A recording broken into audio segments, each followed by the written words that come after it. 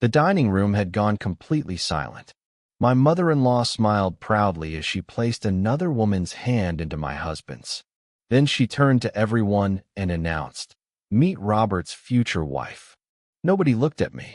Nobody noticed my lawyer quietly texting, "The transfer has been finalized." And nobody, not one person in that room, realized they were celebrating inside a mansion that legally belonged to me. For a long moment, no one spoke. The silence felt heavier than the crystal chandelier hanging above the table, and yet it wasn't the kind of silence created by shock. It was the silence of people waiting to see someone break. They expected tears. They expected anger. They expected me to throw the bouquet onto the polished hardwood floor and demand an explanation. Instead, I simply looked at the message on my phone one more time, locked the screen, and folded my hands on the table as though I had just been informed that dinner would be served late. Before we dive deeper, let us know in the comments where you're watching from. We'd love to hear from you, and don't forget to hit that subscribe button so you never miss any of our upcoming videos. Most betrayals begin long before the people involved realize they are standing in one. They begin with tiny compromises, overlooked conversations, and quiet assumptions that seem harmless at first. By the time the truth finally arrives, the damage has usually been done for months, sometimes years. Looking back, it would have been easy to point to that dinner as the moment my marriage collapsed, but that would have been giving one evening far too much credit. The truth was far less dramatic and far more painful. My marriage had been disappearing piece by piece while I was busy protecting the very people who would later celebrate my downfall. The strange part was that I had never hidden who I was because I wanted to deceive anyone. I stayed private because that was how my father had taught me to live. He used to say that the loudest people in business were often the ones with the least to protect. Real wealth preferred quiet rooms, patient decisions, and signatures instead of speeches. I carried that lesson into adulthood, never imagining it would one day become the very reason people underestimated me. Years earlier, before I became Sofia Harper, owner of Harper Logistics and several commercial properties spread across 3 states, I was simply a woman trying to build a peaceful life with the man I believed loved me. Robert wasn't wealthy when we met. He was ambitious, charming, and endlessly optimistic. He spoke about building something meaningful together, and for a long time I believed every word. He admired my discipline and often joked that while he dreamed big, I made sure those dreams had somewhere solid to stand. Those early years were filled with ordinary moments that felt extraordinary simply because we were together. Weekend road trips, late-night conversations about the future, and quiet dinners where success was measured by laughter rather than bank accounts. My father liked him. My employees respected him. Even my attorney, Gabriel Brooks, once remarked that Robert seemed genuinely grateful to have found someone who valued character over appearances. Looking back, perhaps gratitude was always temporary. Entitlement has a way of replacing it when comfort begins to feel permanent. Everything changed after my father's passing. Losing him was like losing the compass that had quietly guided every important decision I had ever made. His death left an emptiness that no amount of success could fill, but it also left me with responsibilities I never asked for. Harper Logistics was no small family business. It managed regional freight contracts, distribution centers, industrial warehouses, and investment properties that had taken my father nearly 40 years to assemble. Overnight, I became responsible for thousands of employees whose livelihoods depended on decisions only I could make. There were contracts to renegotiate, competitors eager to exploit uncertainty, and board members quietly wondering whether a grieving daughter could lead an empire built by a determined father. I threw myself into the work because grief leaves little room for hesitation. Every hour I spent in conference rooms or reviewing reports was an hour I didn't have to think about the empty chair at my dining table or the unanswered phone calls I still caught myself wanting to make. Rob Wardle supported me in the beginning, or at least it appeared that way. He attended charity events by my side, smiled during company celebrations, and assured everyone that I was stronger than I believed. But admiration slowly turned into comparison. My achievements became reminders of his own disappointments. While Harper Logistics continued expanding, his career remained painfully ordinary. Promotions never arrived. Business ventures never gained momentum. Friends who once envied our marriage quietly began congratulating me instead of us. It was subtle at first, almost invisible, but resentment rarely announces itself. It settles quietly into conversations, changing their tone one sentence at a time. Compliments become sarcasm. Questions become criticism. Silence becomes distance. By the time either person notices, affection has already begun surrendering to frustration. No one encouraged that transformation more enthusiastically than my mother-in-law, Cecilia. She believed a successful man should always occupy the brightest place in every room, regardless of who actually earned the spotlight. To her, my accomplishments were not something to celebrate, but obstacles preventing her son from receiving the admiration she believed he deserved. She rarely confronted me directly. Instead, she mastered the art of planting ideas disguised as concern. She would smile warmly before asking whether I planned to reduce my work hours now that my marriage deserved more attention. She wondered aloud whether my priorities had become too focused on contracts instead of family. She reminded Robert that a wife should inspire peace rather than competition. Each comment seemed harmless by itself, but together they formed a steady stream that slowly reshaped the way he viewed our marriage. People often imagine manipulation as dramatic speeches or elaborate lies. More often, it sounds like ordinary advice repeated often enough that it begins to feel like common sense. Months passed before I realized something fundamental had changed inside our home. Robert no longer asked how my meetings had gone. He no longer celebrated company milestones or laughed about future plans. Instead, he seemed irritated by every phone call from the office and every evening I spent reviewing financial reports. Conversations that once lasted hours ended after a few sentences. The distance between us wasn't created by shouting matches or spectacular arguments. It was built through indifference, and indifference has a way of hurting far more than anger because it suggests someone has already stopped trying. Even then, I refused to believe another person had entered the picture.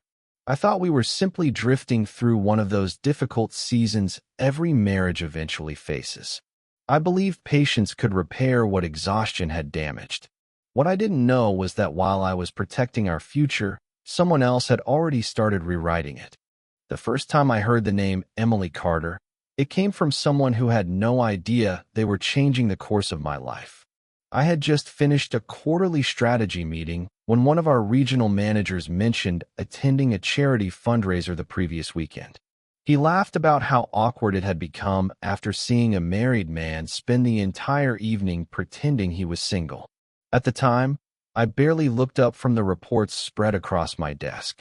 Stories about strangers rarely held my attention. Then he mentioned the man's first name, Robert. My pen stopped moving for only a second before I continued signing documents as though nothing had happened. Robert wasn't exactly an uncommon name, and I had no interest in feeding unnecessary suspicion. Still, something about the timing stayed with me long after everyone had left the conference room. That evening, Roberto arrived home nearly 2 hours later than expected, carrying expensive cologne I had never smelled before and wearing the relaxed smile of someone convinced every question already had an acceptable answer. He kissed my forehead, apologized for another late meeting, and headed upstairs without noticing I hadn't asked where he had been. It wasn't trust that kept me silent. It was an observation. People often reveal much more when they believe no one is paying attention. Over the following weeks, little details began arranging themselves into a picture I hadn't wanted to see. His phone, once left carelessly on the kitchen counter, was now always face down. Weekend errands stretched into entire afternoons. Business trips multiplied despite the fact that his company had recently reduced its travel budget. Every explanation sounded reasonable by itself, Yet together they created a pattern impossible to ignore. Even then, I refused to become someone who searched pockets or read private messages while another person slept. If my marriage required secret investigations to survive, then perhaps it had already reached a place neither of us wanted to admit.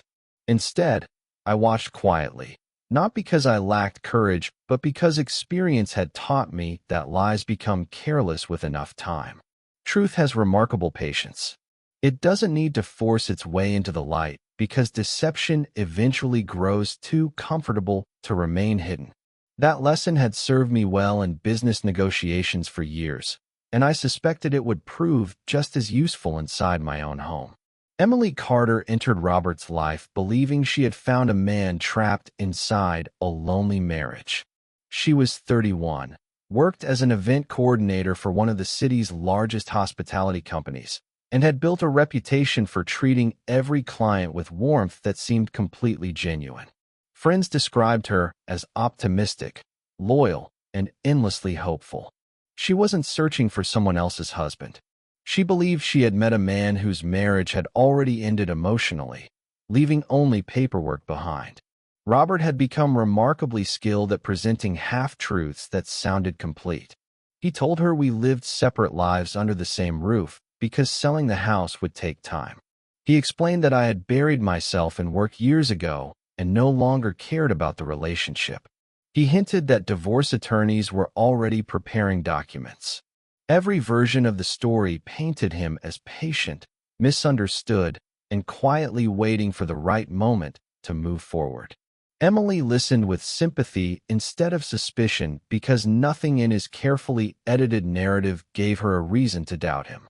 The most convincing lies rarely invent entirely new realities. They simply remove the inconvenient parts of the existing one. While Robert was creating a second life across town, Cecilia found herself growing increasingly curious about the mysterious woman occupying so much of her son's attention. Most mothers would have been alarmed. Cecilia was excited. The moment she learned Emily believed the marriage was already over, she treated the relationship as though it were an answered prayer. To her, Emily represented everything she imagined I was not. She laughed easily, admired Robert openly, and spoke about building a family instead of expanding businesses. Cecilia convinced herself those qualities alone made Emily the better wife. She never stopped to ask whether kindness built on false information could survive the weight of truth. Instead, she began inviting Emily to small family lunches where my absence was conveniently explained by another important meeting. Cousins assumed the introductions were accidental. Aunts exchanged uncertain glances, but said nothing. Everyone sensed something uncomfortable unfolding, yet no one wanted to become the first person to challenge Cecilia directly. Silence can protect peace for a while, but eventually it begins protecting the wrong people. The first photograph reached me by accident. One of our marketing consultants was reviewing images from a local charity gala before deciding whether Harper Logistics should sponsor the organization the following year. As he scrolled through the gallery on the projector, a familiar face appeared near the center of the screen. Robert stood beside a smiling brunette in a silver evening gown, both of them laughing at something outside the frame. There was nothing inappropriate about the photograph by itself. They weren't embracing. They weren't holding hands. They simply looked comfortable together, comfortable in a way that suggested this wasn't the first evening they had shared. The consultant apologized immediately, assuming he had embarrassed me by displaying my husband with another woman in front of several executives. I surprised him by thanking him instead. After the meeting ended, I asked him to email me the event gallery under the excuse that I wanted to evaluate the charity's presentation. That evening, after everyone else had gone home, I opened every image one by one. Robert and Emily appeared together in 12 separate photographs, taken over 3 different fundraising events. Patterns rarely announce themselves with dramatic confessions. Sometimes they simply smile into a camera often enough that denial becomes impossible. I could have confronted him that night. I could have placed the photographs on the kitchen table and demanded an explanation he was already rehearsing in his mind. Instead, I called the one person who had represented my family's interests longer than anyone else alive. Gabriel Brooks answered before the second ring, his calm voice unchanged despite the late hour. He listened without interrupting while I described everything I had discovered. When I finished, he remained silent for several moments before asking a question I hadn't expected. "Sofia, are you asking me to protect your marriage or protect your future?" The difference between those two questions settled heavily over the conversation because, for the first time, I realized they might no longer be the same thing. I closed my eyes, looked through the office window at the empty city below, and answered with complete honesty. "I don't know yet." Gabriel understood immediately. "Then don't make any decisions while emotions are louder than facts. Let me begin reviewing everything quietly. If this becomes what I think it might become, you'll need information more than you'll need anger." I thanked him before ending the call, unaware that the work Gabriel began that evening would eventually expose a truth capable of changing every life connected to the Harper family. The following morning arrived with the comforting illusion that ordinary routines could still hold a life together. I woke before sunrise, prepared coffee the same way I had every weekday for years, and watched the first light settle over the gardens my father had designed long before the mansion ever became my home. The roses were in full bloom, their colors untouched by the uncertainty slowly taking root inside the house. From the kitchen window, everything looked exactly as it always had. Inside, however, something fundamental had shifted. For the first time since my marriage began, I wasn't wondering how to save it. I was wondering whether the man I had promised forever had already decided that forever belonged to someone else. Robert walked downstairs 20 minutes later, dressed in a tailored navy suit, humming softly as though the previous evening had never happened. He kissed my cheek, complimented the breakfast, and talked casually about a client meeting scheduled for later that afternoon. His voice carried the easy confidence of someone who believed every version of his story remained safely separated from the others. Watching him, I realized something painful. Lies become easier to tell when the liar starts believing them. Robert no longer looked like a man hiding an affair. He looked like a man convinced he deserved two completely different lives without ever having to choose between them. Over the next several weeks, Gabriel worked quietly behind the scenes while I continued living as though nothing had changed. That was the part people misunderstood later. They assumed my silence came from fear or denial, but neither explanation was true. Silence can be one of the strongest positions a person occupies when everyone else is busy revealing themselves. Gabriel reviewed every document connected to my family's holdings, every trust established by my father, every inheritance record, and every corporate agreement protecting Harper Logistics from unnecessary exposure. He called only when something genuinely required my attention, never with speculation and never with rumors. One afternoon, he invited me to his office overlooking the financial district. Thick folders already covered the conference table before I arrived. He adjusted his glasses, folded his hands, and looked at me with the same expression he had worn during my father's funeral. It was the look of someone preparing another difficult conversation. "Everything is exactly where your father intended it to be," he said calmly. "The company, the warehouse network, the investment portfolio, the lake property, and this residence all remain solely under your ownership. None of those assets became marital property under the structure your father created." I nodded without speaking. The information wasn't surprising. What surprised me was what Gabriel said next. "Someone has recently begun making discreet inquiries about your estate." Those words settled heavily between us. I leaned forward slightly, searching his face for any sign that he might be mistaken, but Gabriel was not a man who spoke carelessly. He slid a printed email across the polished table. It contained a request from a legal assistant representing another law firm asking general questions about property classifications and inherited business holdings connected to my family. No names had been mentioned directly, But Gabriel recognized the pattern immediately. They're trying to estimate what someone might receive in a divorce settlement, he explained. Normally, I wouldn't think much of it, but the timing concerns me. I stared at the document longer than necessary because suddenly the affair seemed much larger than wounded feelings or broken promises. Somewhere, someone had begun making plans built upon assumptions they had never bothered to verify. They weren't merely imagining a future together.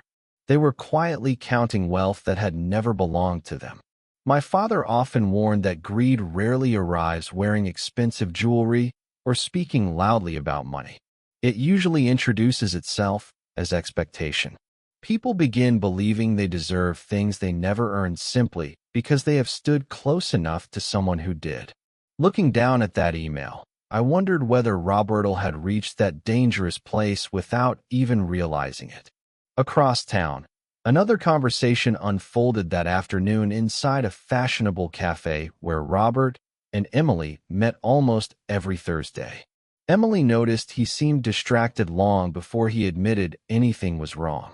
He smiled less than usual, checked his phone repeatedly, and struggled to remain present while she spoke about an upcoming charity gala she had spent months organizing.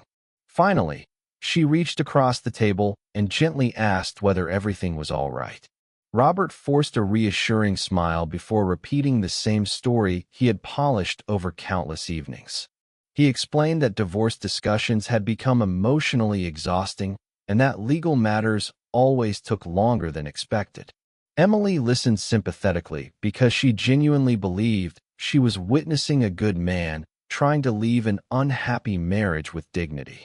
Then she asked a question that caught him completely off guard. When everything is finally finished, where will we live? Robert answered without hesitation. The house. It was such a simple response that neither of them noticed its importance.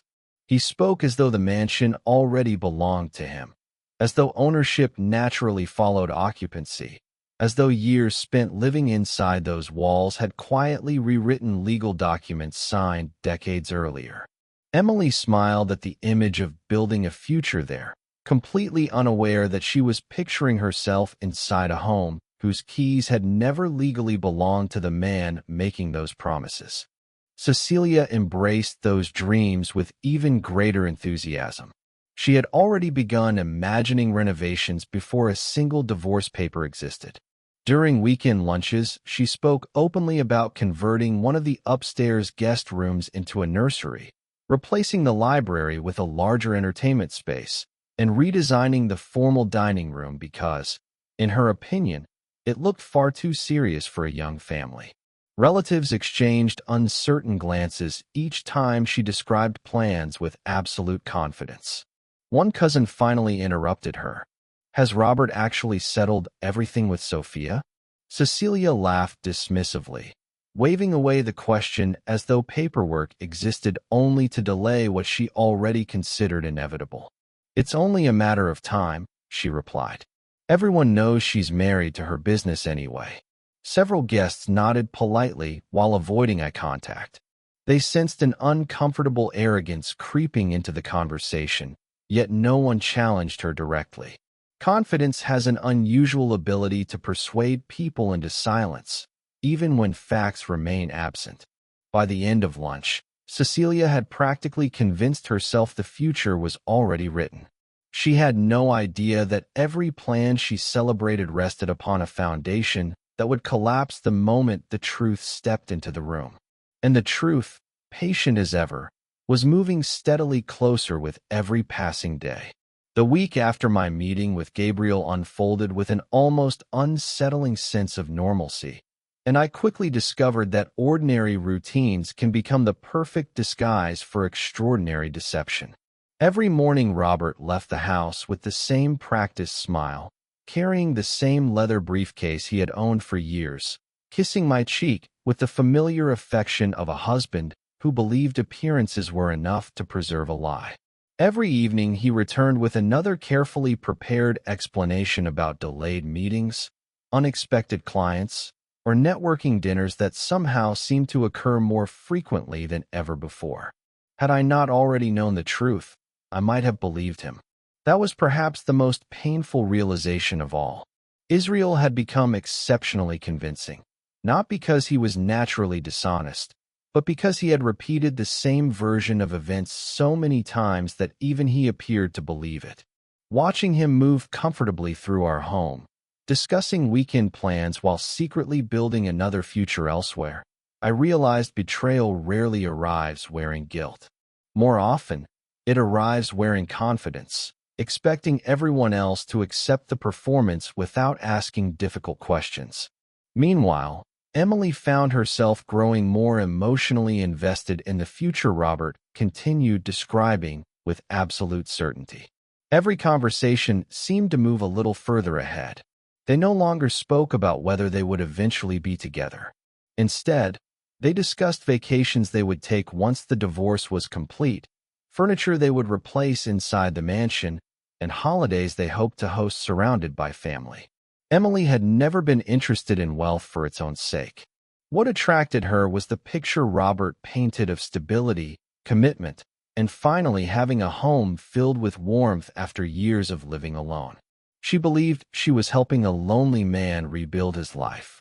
That belief made her lower every natural defense she might otherwise have had. She never questioned why no divorce papers had been filed. She never asked why months continued passing without any meaningful legal progress. She accepted every explanation because she trusted the person delivering it. Trust, once given completely, has an unusual way of making obvious contradictions seem perfectly reasonable. Cecilia embraced Emily with increasing enthusiasm, introducing her to relatives as though the future had already become official. At birthday celebrations, church luncheons, and neighborhood gatherings, she referred to Emily as the woman who finally brought happiness back into Robert's life. Some relatives smiled politely, while others exchanged uncertain glances. A few quietly asked what had happened to Sofia. Geneva always answered with remarkable confidence. That marriage has been over for a long time, she would say before adding that paperwork simply moved slowly.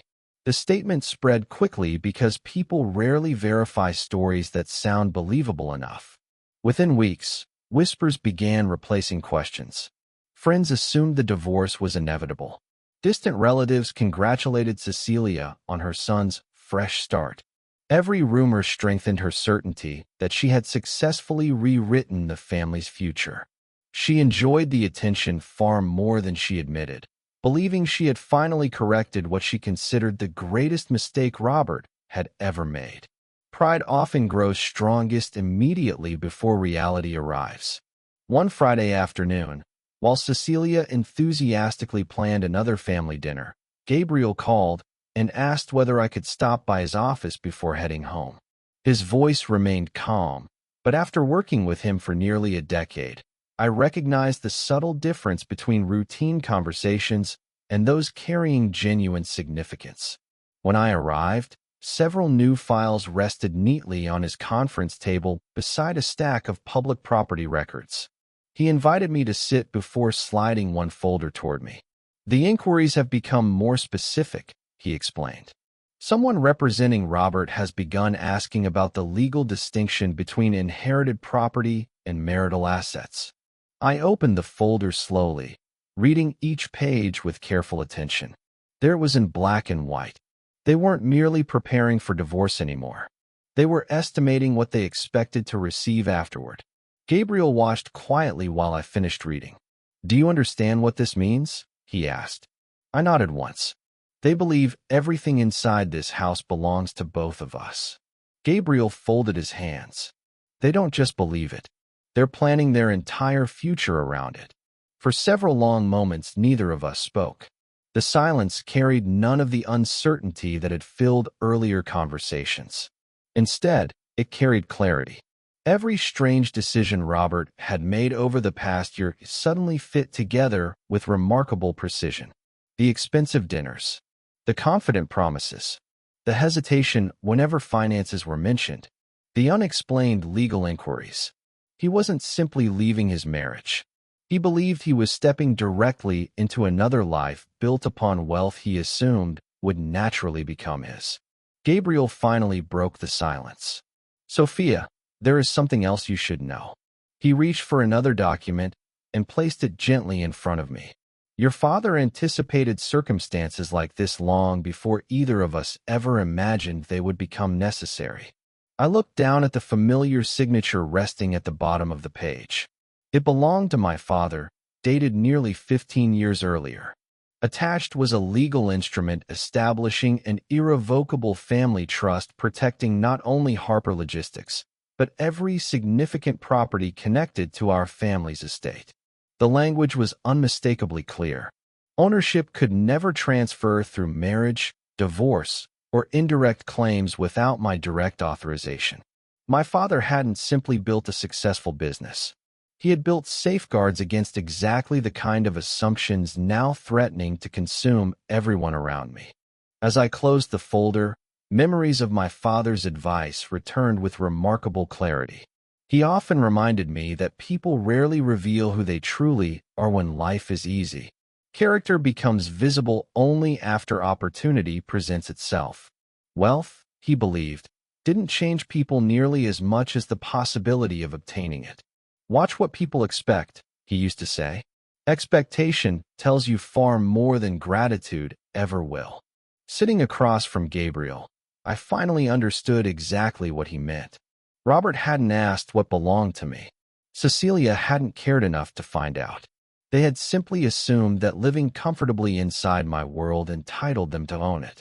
The realization didn't make me angry. It made me profoundly sad. Somewhere along the way, the man I had once loved stopped seeing me as a partner and quietly began seeing me as a gateway to a future he believed he deserved. That same evening, entirely unaware of the conversation taking place downtown, Cecilia finalized plans for what she proudly described as a family celebration. Officially, it was meant to honor her upcoming birthday. In reality, she had another purpose. She intended to introduce Emily to the entire extended family at once, believing that public acceptance would make the eventual divorce seem inevitable rather than controversial.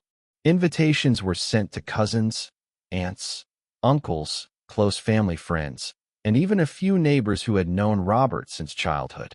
Mine arrived by courier the following morning, beautifully handwritten and filled with affectionate language that almost made the invitation appear sincere. Reading it, I couldn't help noticing how carefully every word had been chosen.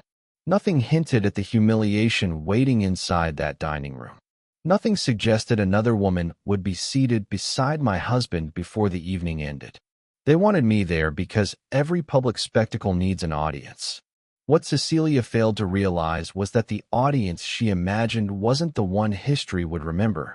By the time that dinner finally arrived, every smile around that table would carry a very different meaning, and a single text message would quietly begin dismantling every assumption they had spent months celebrating.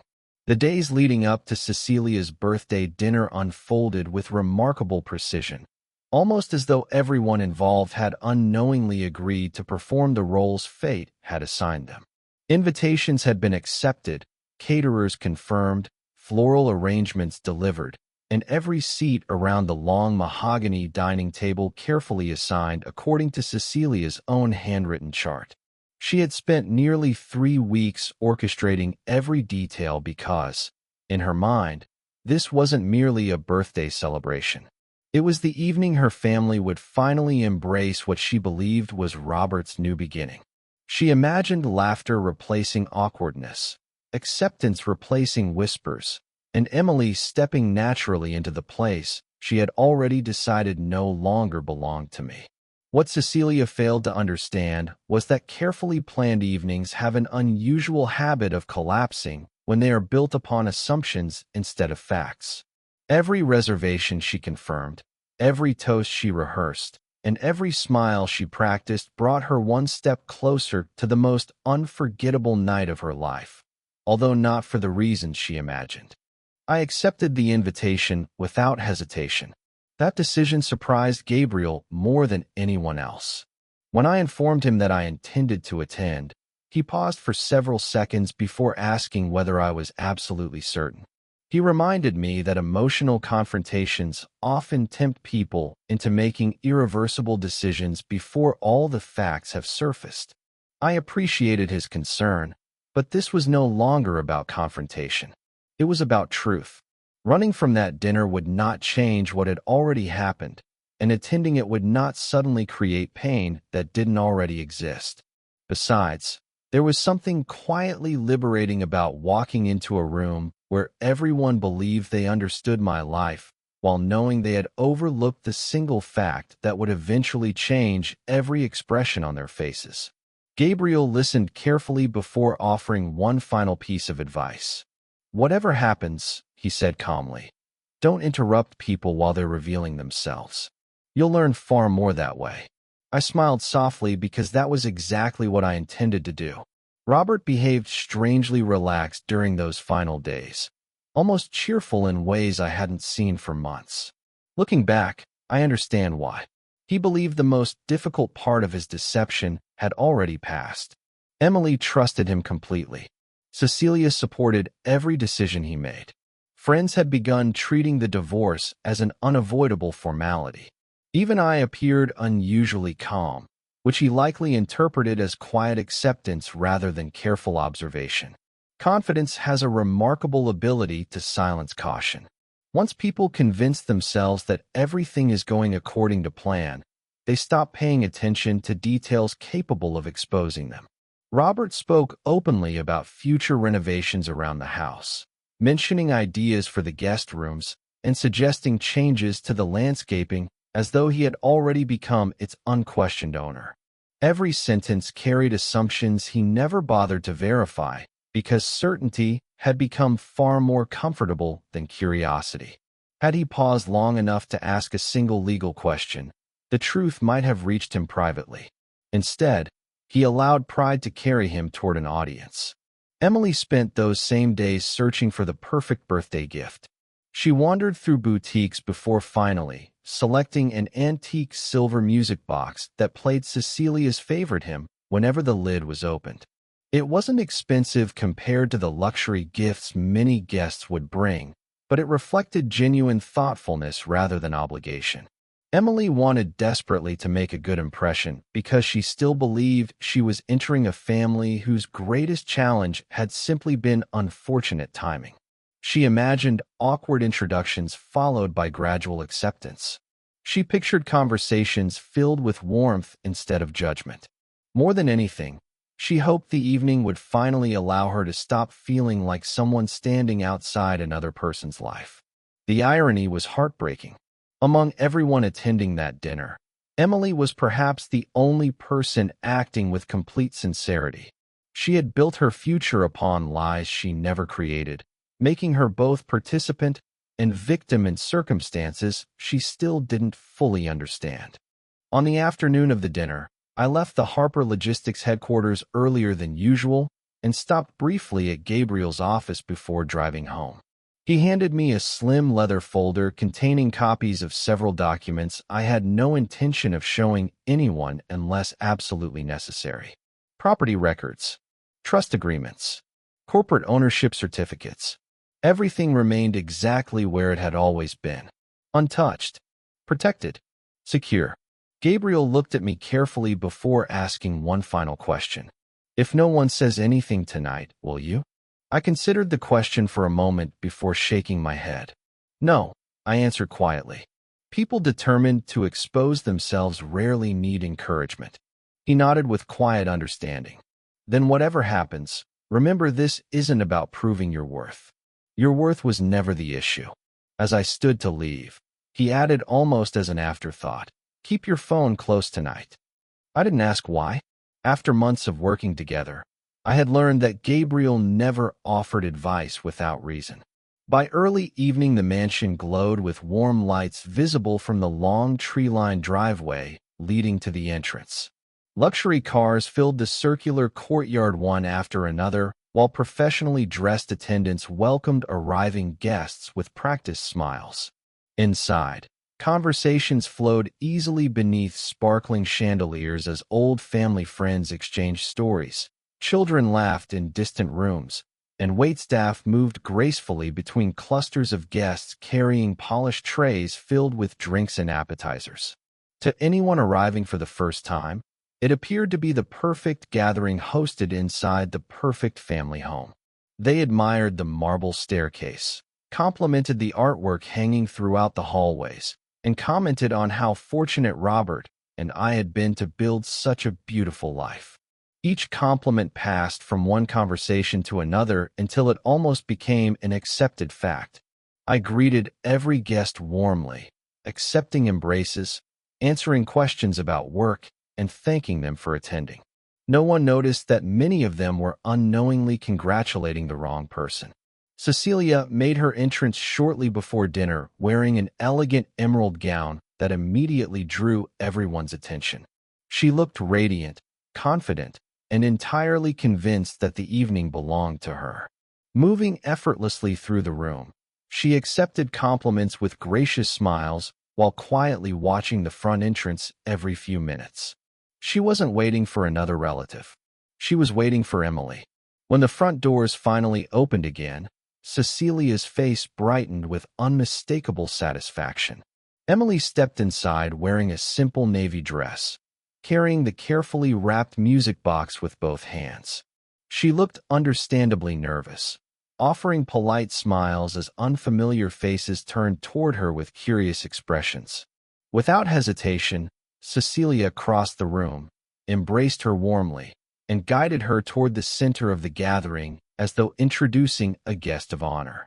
Conversations gradually softened until dozens of eyes rested upon them. Robert stood only a few feet away, his expression reflecting equal parts anticipation and relief. Somewhere across the room, my phone vibrated once inside my handbag. I didn't reach for it immediately. I already suspected who the message was from.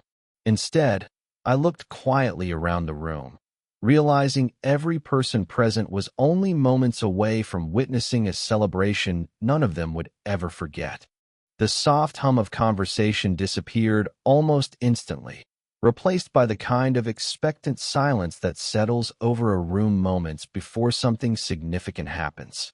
Cecilia rested one hand affectionately on Emily's shoulder while raising the other to gather everyone's attention.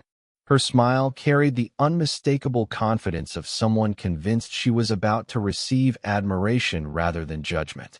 She thanked everyone for attending, spoke warmly about family, loyalty, and embracing new beginnings, then slowly turned toward Robert with unmistakable pride shining across her face. "There comes a time," she began, "when we must stop holding on to what no longer brings happiness and make room for the future God intended." Several guests exchanged uncertain glances, unsure where the speech was leading, but no one interrupted. Cecilia continued speaking with complete certainty, praising her son's strength, his patience, and his willingness to rebuild his life after what she repeatedly described as years of emotional neglect. Every sentence was carefully designed to create sympathy for Robert while quietly placing responsibility for the marriage's collapse upon me. I listened without moving, my expression unchanged, allowing every word to settle naturally over the room. Then Cecilia reached for Emily's hand and guided her toward Robert. The gesture was slow enough for every guest to understand exactly what was happening before either of them spoke. Israel hesitated for only a fraction of a second before accepting Emily's hand, and that single moment of hesitation disappeared beneath the applause that unexpectedly erupted from one side of the room. Not everyone clapped. Several relatives remained perfectly still, visibly uncomfortable with what they were witnessing, but enough people joined in to create the appearance of approval. Cecilia beamed proudly before delivering the sentence she had rehearsed countless times in her mind. "Everyone," she announced with unmistakable excitement, "I'd like you to meet Robert's future wife." Emily lowered her eyes modestly, clearly overwhelmed by the attention, while Robert forced a smile that looked convincing to anyone who didn't know him well. To me, however, it revealed something entirely different. It was the smile of a man realizing events had moved further than he originally intended, but lacking the courage to stop them. His silence became agreement, and that agreement echoed far louder than any words he could have spoken. Eyes gradually turned toward me. Some looked with sympathy, others with curiosity. A few carried open anticipation, as though they had already decided tonight's entertainment would come from watching a humiliated wife lose control. The room waited. Even the waitstaff paused discreetly near the dining room entrance. Cecilia noticed every face shifting toward me and mistook their curiosity for support. "Sophia," she said pleasantly, "I hope you'll understand that sometimes life asks us to accept difficult truths with grace." Her tone sounded almost compassionate, but beneath every carefully chosen word rested unmistakable satisfaction. She believed she had finally won. She believed years of quiet resentment had reached their perfect conclusion. Most importantly, she believed I had no choice except to quietly step aside, while another woman occupied the place she thought no longer belonged to me. I slowly placed my glass onto the table with enough care that the faint sound of crystal touching polished wood became strangely noticeable inside the silent room. I stood without rushing, smoothing the front of my dress before looking first at Emily rather than Robert or Cecilia. There was nervousness in her eyes, but there was also kindness. She looked like someone who genuinely wanted to avoid causing unnecessary pain, completely unaware that she had been standing inside another person's unfinished marriage for months. I couldn't find anger when I looked at her. Disappointment, certainly. Sadness, absolutely. But not anger. She had believed the version of reality presented to her by people she trusted. The greater responsibility rested elsewhere. "I'm very happy to finally meet you, Emily," I said calmly. My voice remained steady enough that several guests looked briefly confused, almost disappointed that I hadn't reacted the way they expected. Emily smiled politely and thanked me, clearly relieved that the encounter appeared more peaceful than she had feared. Cecilia interpreted my composure as surrender and relaxed visibly. She believed acceptance had arrived sooner than expected. Robert avoided looking directly at me, choosing instead to study the floor for several uncomfortable seconds. The longer he remained silent, the more obvious his silence became.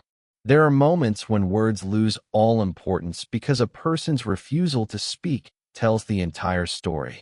Cecilia stepped closer, encouraged by what she believed was my willingness to cooperate. "I'm glad you're being reasonable," she said warmly. "These situations become much easier when everyone behaves like adults." A few guests nodded uncertainly, while others continued watching me with growing curiosity. They sensed something unusual unfolding beneath the calm surface of the evening, although none of them could yet identify what it was. I simply smiled gently before answering. "I agree," I replied.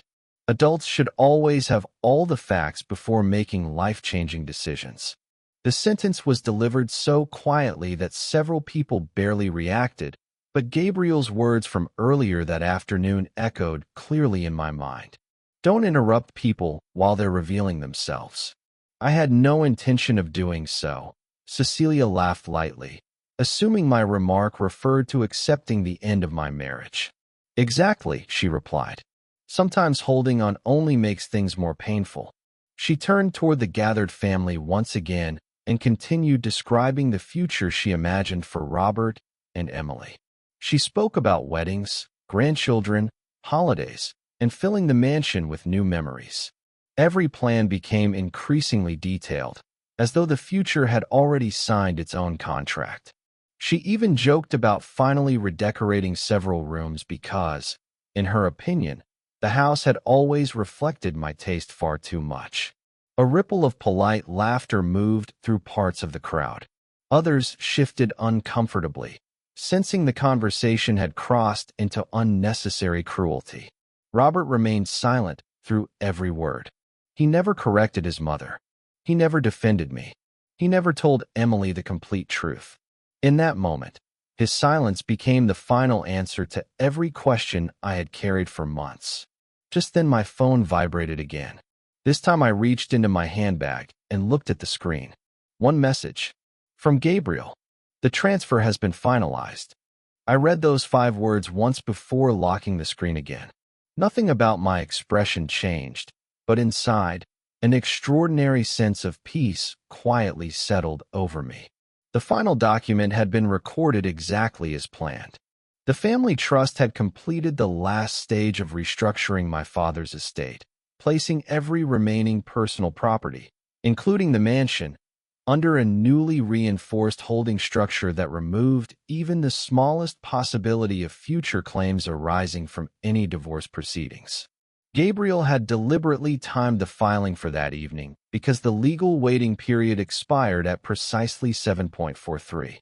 By 7:44, every assumption Robert and Cecilia had spent months building their future upon had ceased to exist. No one in the room noticed the message.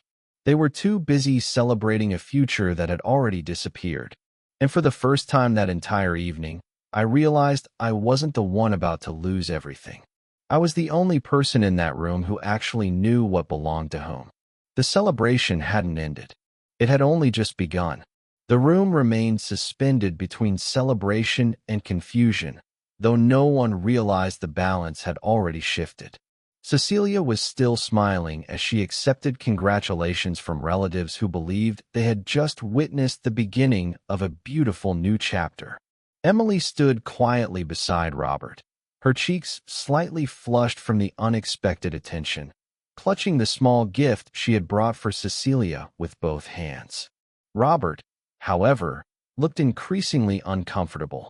It wasn't obvious to anyone else, but after nearly 12 years of marriage, I knew every subtle expression he wore. His smile never quite reached his eyes anymore. His shoulders remained tense despite the applause surrounding him. Somewhere beneath the confidence he had displayed for months, uncertainty had begun quietly asking questions he wasn't yet prepared to answer. Cecilia eventually raised her wine glass. "Tonight isn't only about celebrating my birthday," she announced proudly. "It's about celebrating courage. Sometimes people stay trapped in unhappy situations because they're afraid of change. But my son finally found the strength to choose happiness, and for that, I couldn't be prouder."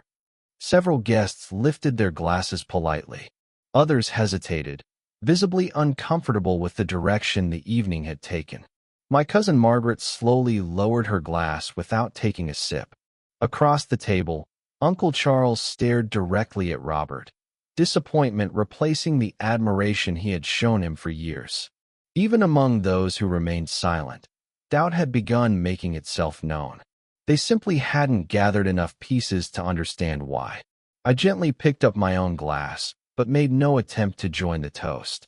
Instead, I waited patiently until Cecilia finished speaking. She looked toward me with a smile that carried unmistakable triumph. "Sofia," she said sweetly, "would you like to say a few words before dinner?" The question sounded generous on the surface, but everyone understood its true purpose. She wanted me to publicly acknowledge defeat. She wanted me to bless the future she had already planned. More than anything, she wanted witnesses. Public victories always feel more satisfying when someone else appears forced to surrender. I stood once again, smoothing my dress before looking slowly around the room. Every face seemed frozen in anticipation. Some expected anger. Others expected tears. A few looked genuinely worried for me. My eyes finally settled on Cecilia before moving to Robert, then Emily. I smiled politely. "I'd actually like to congratulate you, Cecilia," I began.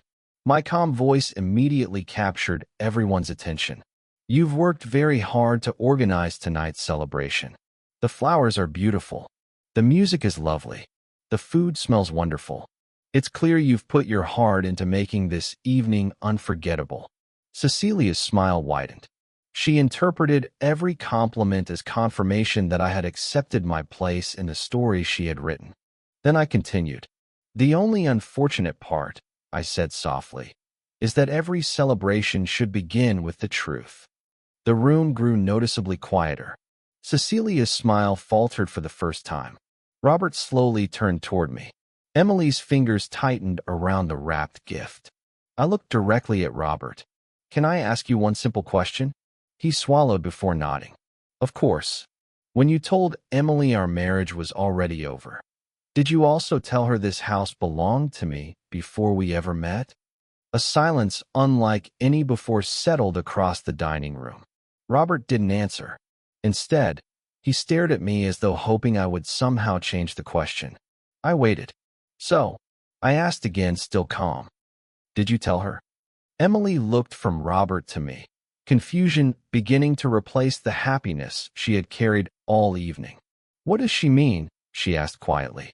Robert forced a nervous laugh. Sofia, this isn't really the time. No, I interrupted gently. Actually, I think this is exactly the time. Emily looked directly at him. Robert. He hesitated. The house. He began slowly. Well, technically.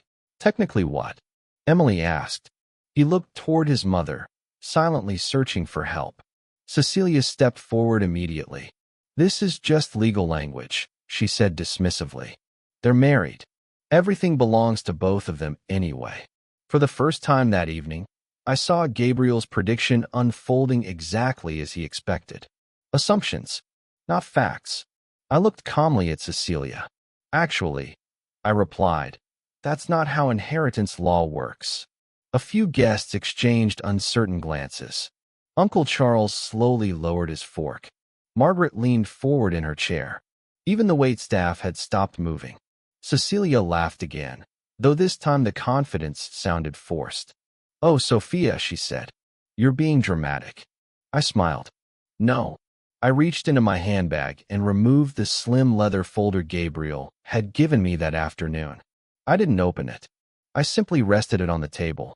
This folder contains every ownership record connected to Harper Logistics. No one moved. It contains the deed to this house. Still silent. It contains the trust agreement established by my father. Robert's face slowly lost its color. And it contains something your attorney should have explained before anyone started planning renovations. His head snapped upward. My attorney? Yes. I looked directly into his eyes. The attorney who recently requested information about my inherited estate. His expression changed instantly. He hadn't expected anyone to know. Emily looked at him with growing disbelief. You hired a lawyer? He opened his mouth. Nothing came out. You told me, she whispered, that you hadn't even started the divorce. Robert remained silent. Emily took a slow step backward. You lied. No, he answered quickly. Emily, let me explain. But she wasn't looking at him anymore. She was looking at me. You owned this house before you married him? Yes. The business too? Yes. The warehouses? Yes. The investment properties? Yes. Emily closed her eyes for several long seconds. When she opened them again, the excitement that had filled them earlier that evening had completely disappeared. She wasn't looking at another woman anymore.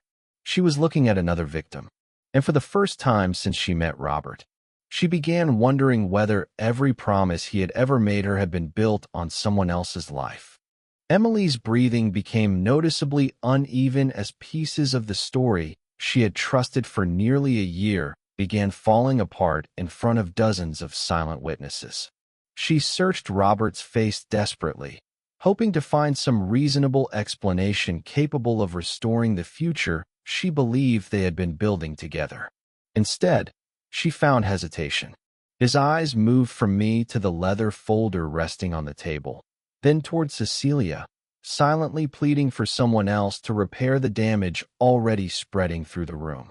But there are moments when no carefully chosen words can rescue a collapsing lie. This was one of them.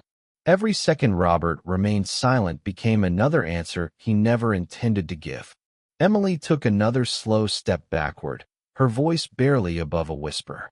You told me this house was ours. The sentence floated across the dining room with heartbreaking simplicity. It wasn't an accusation. It was disbelief struggling to accept reality. Israel rubbed the back of his neck before answering quietly. I thought, eventually. He never finished the sentence because the unfinished words revealed far more than a complete explanation ever could. What exactly did you think? I asked calmly. No anger entered my voice. No satisfaction. Only curiosity. Did you think living here long enough would somehow change the deed? Or did you simply assume no one would ever ask? Robert looked exhausted for the first time that evening. Months of confidence disappeared beneath the weight of facts he could no longer avoid.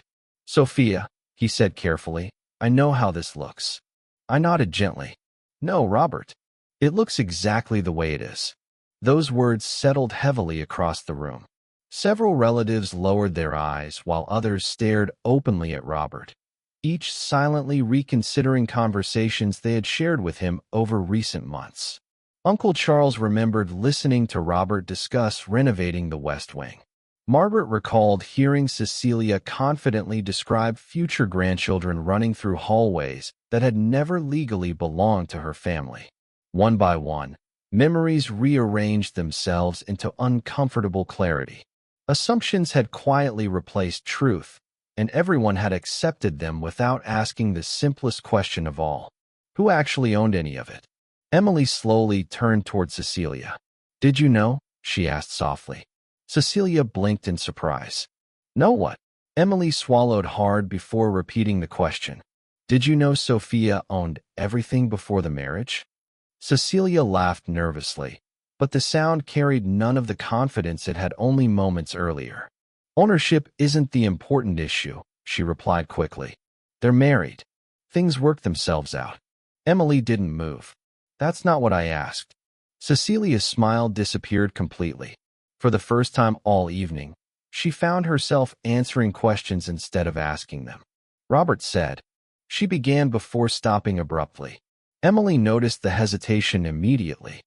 So you never actually knew. Cecilia remained silent. Emily's eyes slowly filled with disappointment, not because she had learned the house belonged to me, but because she suddenly realized no one had ever cared enough to verify the stories shaping her entire future. She had been welcomed into a family built upon certainty that had never existed. The silence stretching across the dining room finally broke when Aunt Elena, who had remained unusually quiet throughout the evening, placed her glass gently onto the table. Cecilia, she said with remarkable composure, did you truly organize this entire dinner without confirming any of these facts? Every eye turned toward Cecilia again. She straightened her shoulders instinctively, unwilling to surrender the authority she had carried into the evening. I trusted my son, she answered firmly. Aunt Elena nodded slowly. Trust is admirable, but encouraging another relationship before a marriage is legally over is something entirely different. No one challenged her. Even relatives who had applauded earlier now remained silent, their expressions reflecting growing discomfort. The atmosphere inside the mansion had changed completely. Only minutes earlier the gathering had celebrated a new beginning. Now it resembled a room full of people discovering they had been invited to witness someone else's misunderstanding rather than someone else's victory. Robert finally stepped forward, desperate to regain control before everything slipped beyond repair. Everyone needs to calm down, he said, forcing a reassuring smile that convinced no one. This isn't as complicated as it's becoming. Gabriel's words echoed quietly in my mind again. People reveal themselves when they believe they can still control the story. Robert wasn't apologizing. He wasn't acknowledging deception. He was trying to manage perception. Then simplify it, I replied. Tell Emily exactly what you told your attorney. His head lifted sharply. What do you mean? The legal inquiries. I rested one hand lightly on the folder. You weren't asking whether you should divorce me. You were asking how much you expected to receive afterward. A visible ripple moved through the guests. Margaret looked toward her husband in disbelief. Uncle Charles slowly removed his glasses, rubbing the bridge of his nose as though hoping exhaustion had somehow distorted what he was hearing. Emily stared at Robert, waiting for him to deny it. He couldn't, because denying it would require explaining why his attorney had already contacted specialists regarding inherited assets. He began quietly, but no explanation came. Emily closed her eyes for a moment before speaking words that carried far more pain than anger. So while you were asking me to imagine our future, she looked slowly around the magnificent dining room.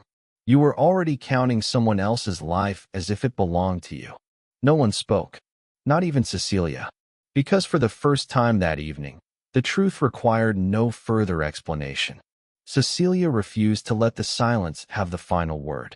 Pride had carried her too far to retreat quietly now. She straightened her posture, lifted her chin, and looked around the room as though searching for someone willing to stand beside her. No one moved. The confidence that had filled her voice only minutes earlier returned, but this time it sounded forced, almost desperate. "Everyone is making this far more dramatic than it needs to be," she declared. "My son is still her husband. They've lived together for years. Whether Sofia inherited the property before the marriage or not doesn't erase everything Robert has contributed." She folded her arms firmly across her chest before looking directly at me. "You're talking about paperwork. Marriage is about partnership." For a brief moment, several relatives seemed tempted to agree. It was an argument that sounded reasonable on the surface. Years together should count for something. Shared memories should matter. Sacrifices should matter. But Cecilia wasn't defending a marriage anymore. She was defending expectations built upon assumptions she had never bothered to verify. I looked at her with the same calm expression I had worn since arriving that evening. "You're right," I said quietly. "Marriage is about partnership." A flicker of relief crossed her face, believing I had finally accepted her argument. "And partnerships require honesty," I continued. "Trust, respect, none of which survive when one person secretly plans a future with someone else while expecting to profit from the life of the spouse they're betraying." The relief disappeared from Cecilia's face almost immediately. I wasn't speaking about property anymore. I was speaking about character. "You keep returning to the house," I added gently. But the house was never the real issue. If Robert had come to me honestly and said our marriage was over, we could have ended it with dignity. Instead, he built another relationship while quietly exploring what he believed he could take with him. Those are two very different conversations. Emily slowly sat down, placing the unopened gift on the table in front of her. She no longer seemed concerned with where she stood in the family. Instead, she was trying to understand where reality had ended and fiction had begun. She looked toward Robert again, her eyes searching for the man she believed she had fallen in love with. "How long?" she asked softly. Robert looked confused. "What do you mean?" She swallowed carefully. "How long have you known this house wasn't yours?" He hesitated. That hesitation was answer enough. "Robert," she whispered. "How long?" His shoulders sank as though the weight of months had finally become too heavy to carry. "Since before we got married," he admitted. The room froze. Emily blinked several times, trying to process what she had just heard. "So every time you talk about renovating the house," she began. He lowered his head. "You already knew?" He nodded almost imperceptibly. The disappointment on Emily's face was unlike anything else in the room. It wasn't dramatic. It wasn't loud. It was the quiet collapse of trust. She wasn't mourning the loss of a mansion. She was mourning the realization that nearly every promise she had treasured had been built upon information Robert already knew was false. "You let me dream about a life that wasn't even yours to offer," she said. Her voice trembled, but not from anger. From heartbreak. "You talked about children's bedrooms, holidays, family dinners. You showed me rooms and asked where I wanted furniture to go." She looked around the dining room before returning her gaze to him. "Were you ever going to tell me?" Robert opened his mouth several times before speaking. "I thought everything would work out." Emily gave a slow, disbelieving shake of her head. "You didn't think it would work out," she replied quietly. "You hoped no one would find out." Those words struck the room harder than any accusation I could have made. Emily had unknowingly summarized everything that had happened over the past year. Hope had replaced honesty. Assumption had replaced fact. Entitlement had replaced gratitude. Uncle Charles finally stood from his chair, his expression carrying equal parts disappointment and sadness. He had known Robert since childhood, attended our wedding, celebrated birthdays inside this very home, and watched my father mentor Robert with genuine affection. "Son," he said quietly, "there's a difference between making mistakes and building your life on them." Robert looked up at him, visibly shaken. Uncle Charles continued, "If your marriage was over, you should have ended it first. If you wanted another future, you should have built it with your own hands. But somewhere along the way, you stopped believing you had to earn anything." The older man sighed heavily before looking around the room. "That's the part that breaks my heart."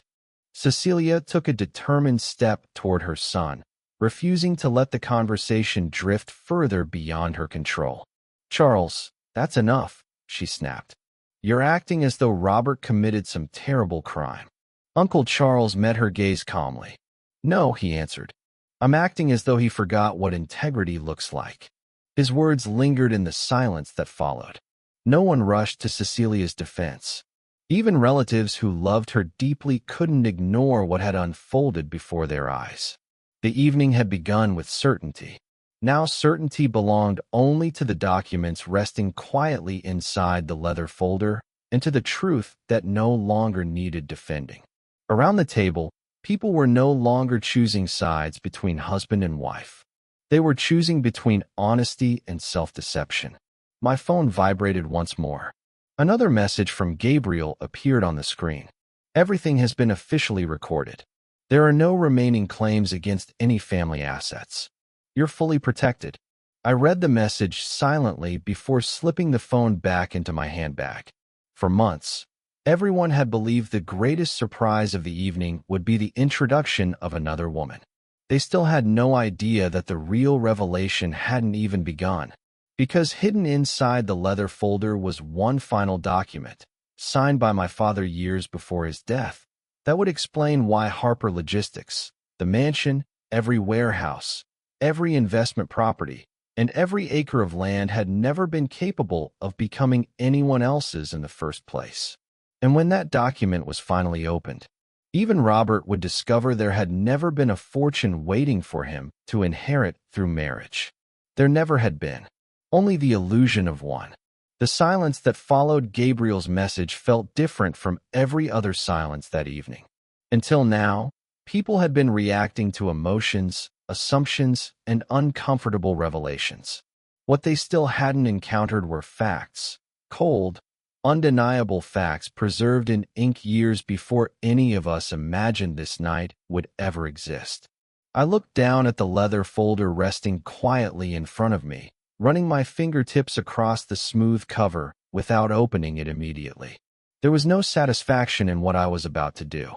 My father had always believed documents should settle disagreements only after conversations had failed, and every conversation that could have saved this family had already been ignored. Around the table, relatives watched with growing anticipation. Even the children who had been laughing upstairs only minutes earlier had wandered toward the dining room doorway, sensing that something important was happening.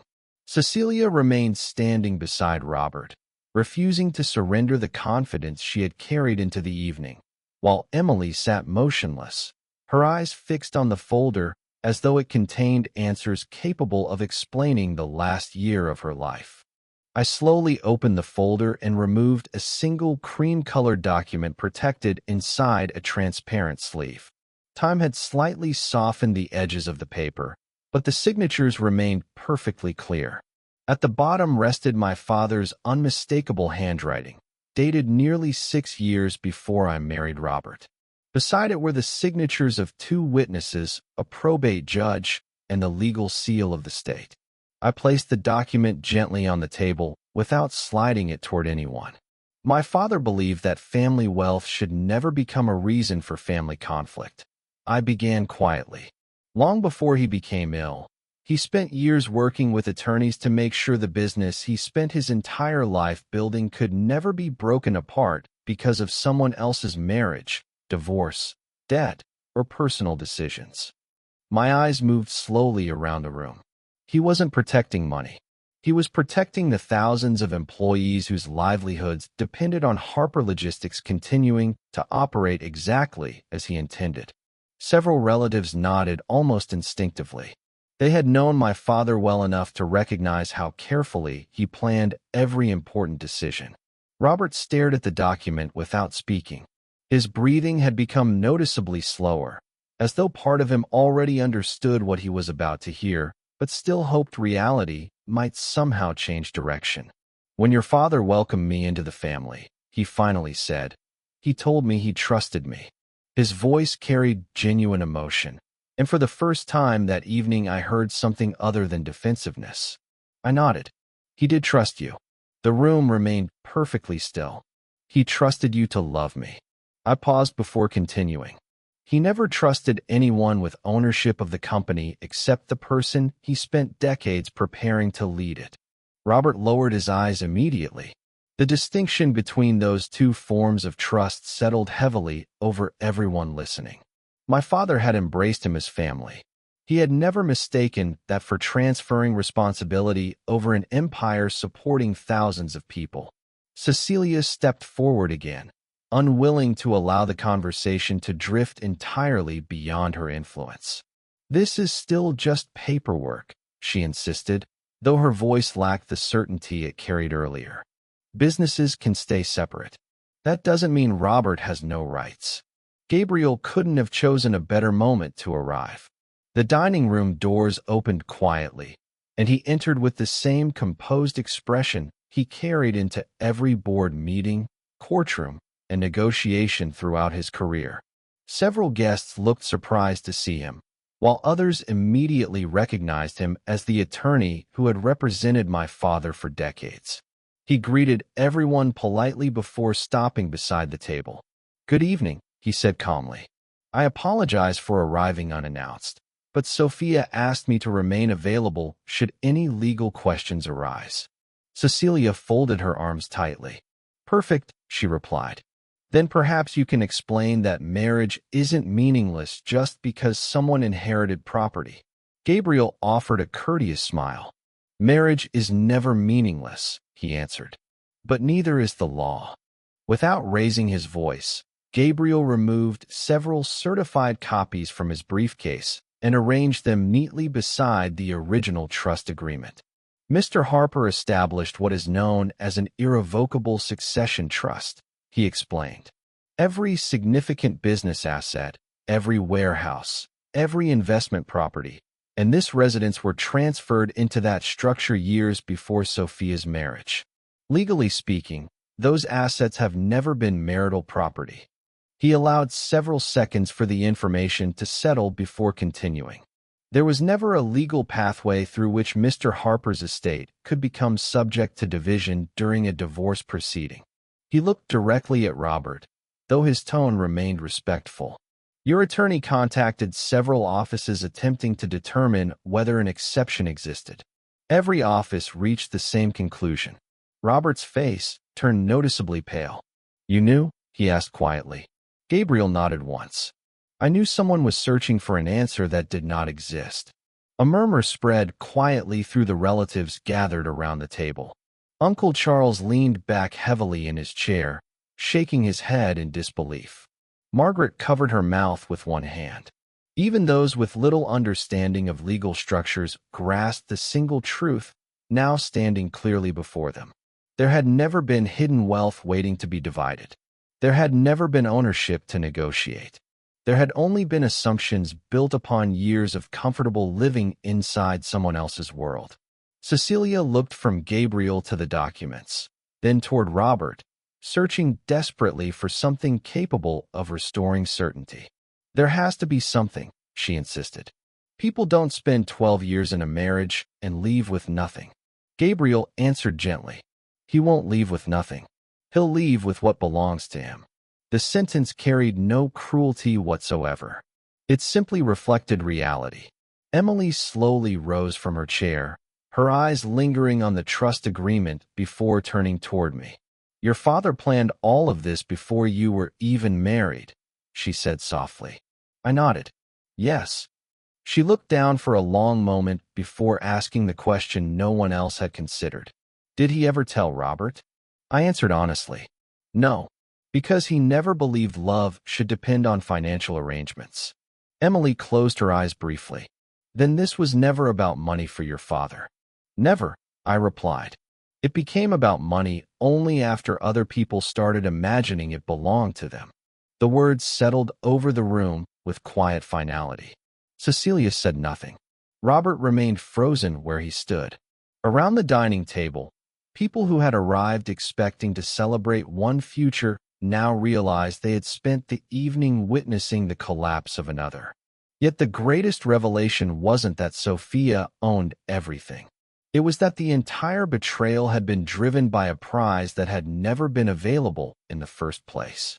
And for the first time since the dinner began, Robert finally understood that he hadn't just lost a marriage.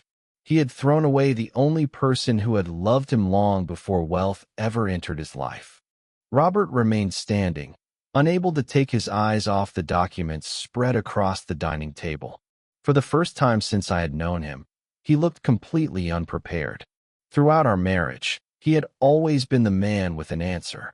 Even when life became difficult, he could usually talk his way through uncertainty with enough confidence that people stopped asking questions. Tonight, confidence had abandoned him.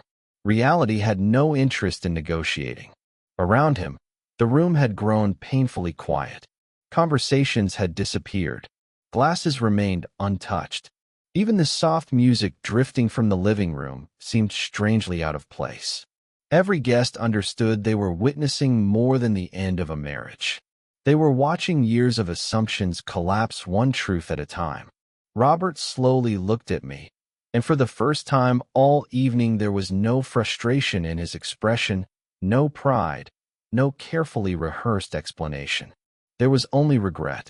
"Sofia," he said quietly, "can we please talk somewhere private?" His voice barely carried across the room. It wasn't the confident voice of the man who had walked into dinner believing his future had already been secured. It belonged to someone realizing he had misunderstood everything that truly mattered.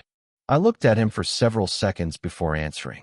"There was a time when I would have done anything to have a private conversation with you. I spent months asking what was wrong. I asked whether work was overwhelming you. I asked whether I had done something to hurt you. I asked whether we needed counseling or time away together. Every single opportunity to have an honest conversation was there. Robert, you chose silence." He lowered his eyes immediately. Several relatives exchanged uncomfortable glances as they realized this hadn't been a sudden breakdown. It had been a slow series of ignored chances stretching back months. "Tonight," I continued calmly, "you don't want privacy because you're ready to tell the truth.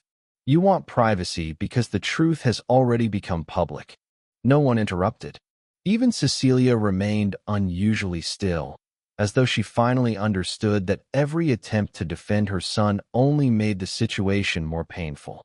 Emily slowly stood from her chair, holding the small silver music box she had intended to give Cecilia. She looked at it for a long moment before gently placing it back onto the dining table. "I think this belongs here," she said softly. Cecilia frowned in confusion. "Emily, what are you doing?" Emily took a deep breath before answering. "Leaving." Cecilia stepped forward immediately. "Don't be ridiculous. This is all just a misunderstanding." Emily looked at her with quiet sadness. "No, Mrs. Lawson. A misunderstanding is believing someone forgot your birthday. This," she glanced toward Robert, "this is discovering the person you trusted built your future on lies." Robert reached toward her instinctively. "Emily, please listen to me." She took one careful step backward before he could touch her. "I've been listening for almost a year," she replied. "The problem is that I believed every word." Her voice wasn't loud, but every sentence seemed to echo through the mansion. "You told me your marriage had already ended." Robert closed his eyes briefly. "Emotionally, it had." Emily shook her head. "No. Emotionally, you had already left. That's different." Tears gathered in her eyes, though she refused to let them fall. "You introduced me to your family while your wife was still wearing her wedding ring. You showed me rooms inside a house that wasn't yours. You talked about children growing up here. Every dream you asked me to build included things you never owned.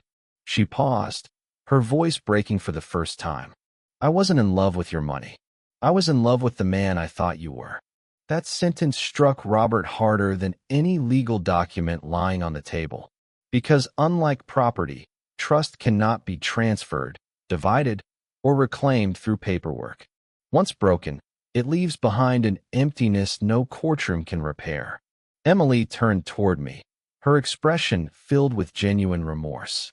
Sophia, she began quietly, I don't expect forgiveness. I honestly believed everything he told me. If I had known the truth. She stopped speaking as emotion threatened to overwhelm her. I nodded gently. I know. She looked surprised. You know? I smiled sadly. The first time I looked at you, I didn't see someone trying to destroy my marriage. I saw someone who had been given only half of the story. Emily covered her mouth with one trembling hand as tears finally escaped. Months of confusion, hope, excitement, and heartbreak seemed to collapse into that single moment. She hadn't won another woman's husband. She had become another casualty of his dishonesty. Several guests quietly wiped away tears of their own, moved less by the legal revelations than by two women recognizing they had both been wounded by the same deception. Uncle Charles slowly rose once more, this time walking directly toward Robert. The older man rested one hand on his shoulder, not in anger, but in disappointment that felt infinitely heavier. Do you remember your wedding day? He asked quietly. Robert nodded without speaking. Your vows weren't about houses. They weren't about companies. They weren't about inheritances. Charles's voice remained calm, but every word carried unmistakable weight. They were about choosing one person every single day, especially when life became difficult. Somewhere along the way, you stopped seeing your wife as the person you promised to protect.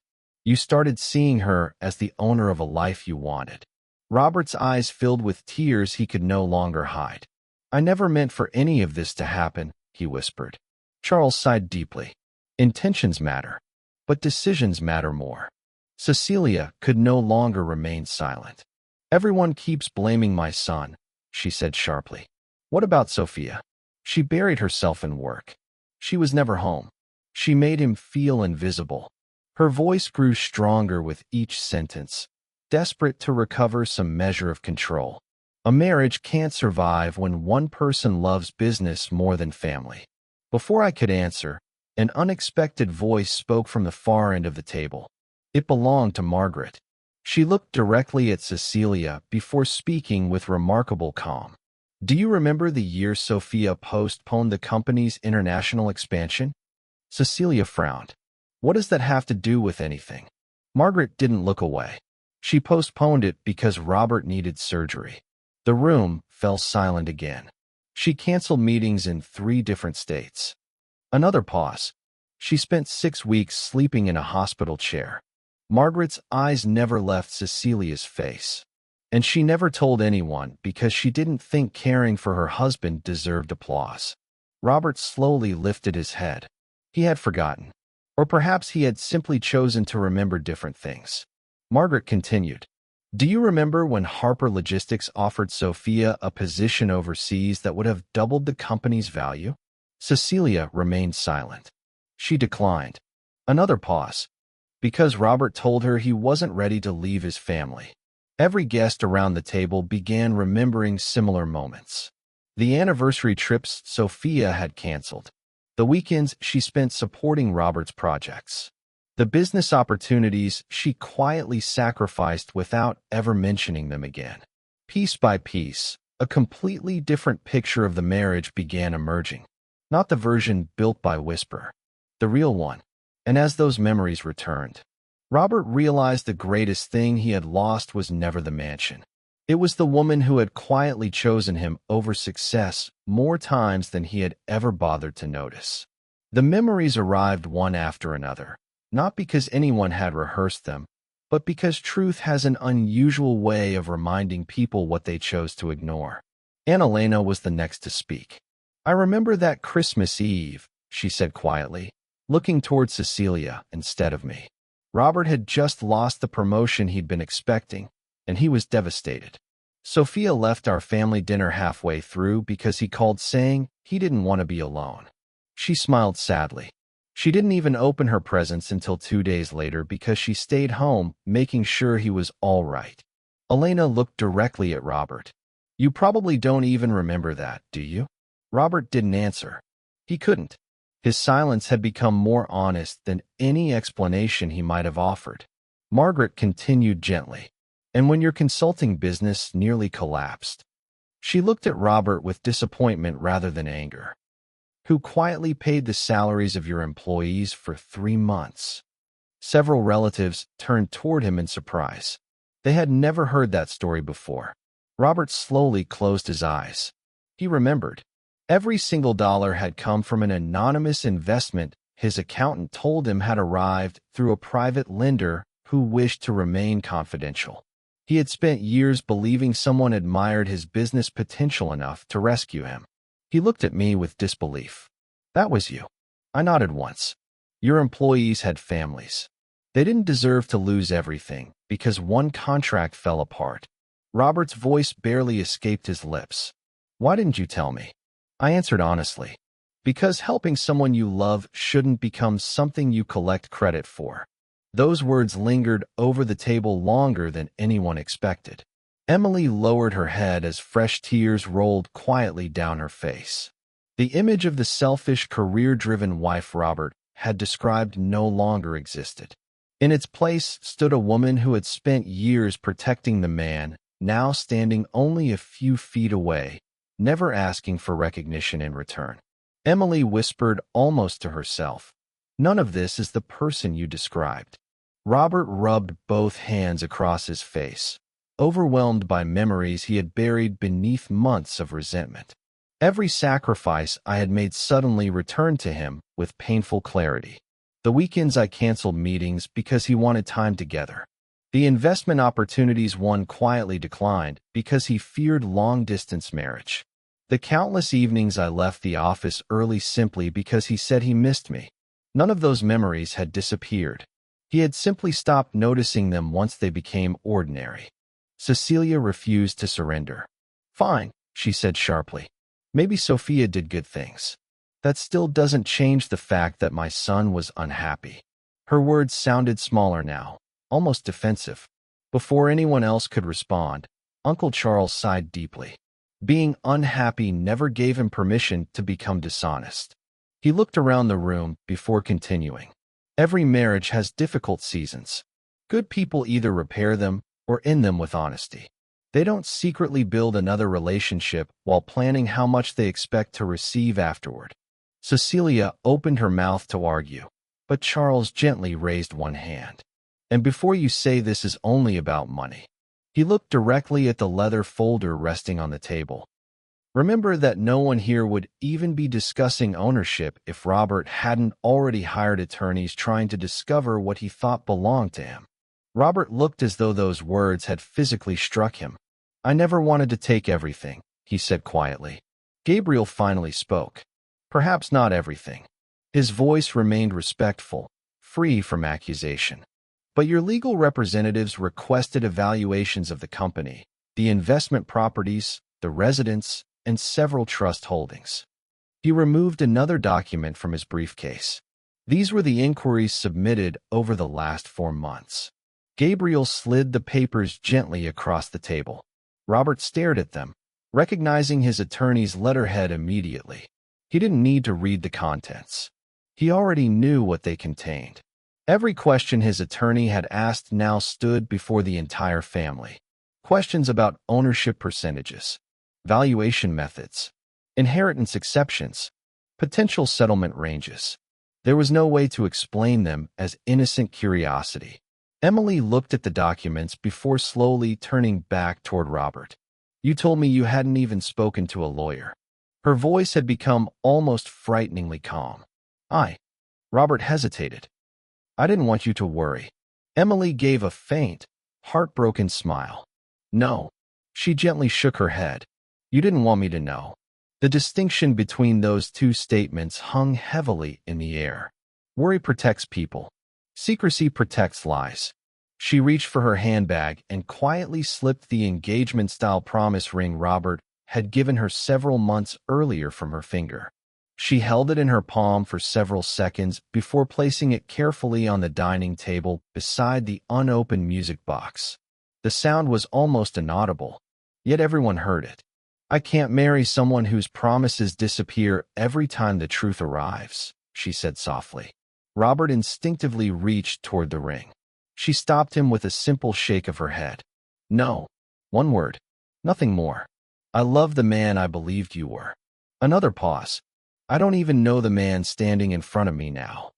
Without another sentence, Emily turned toward me.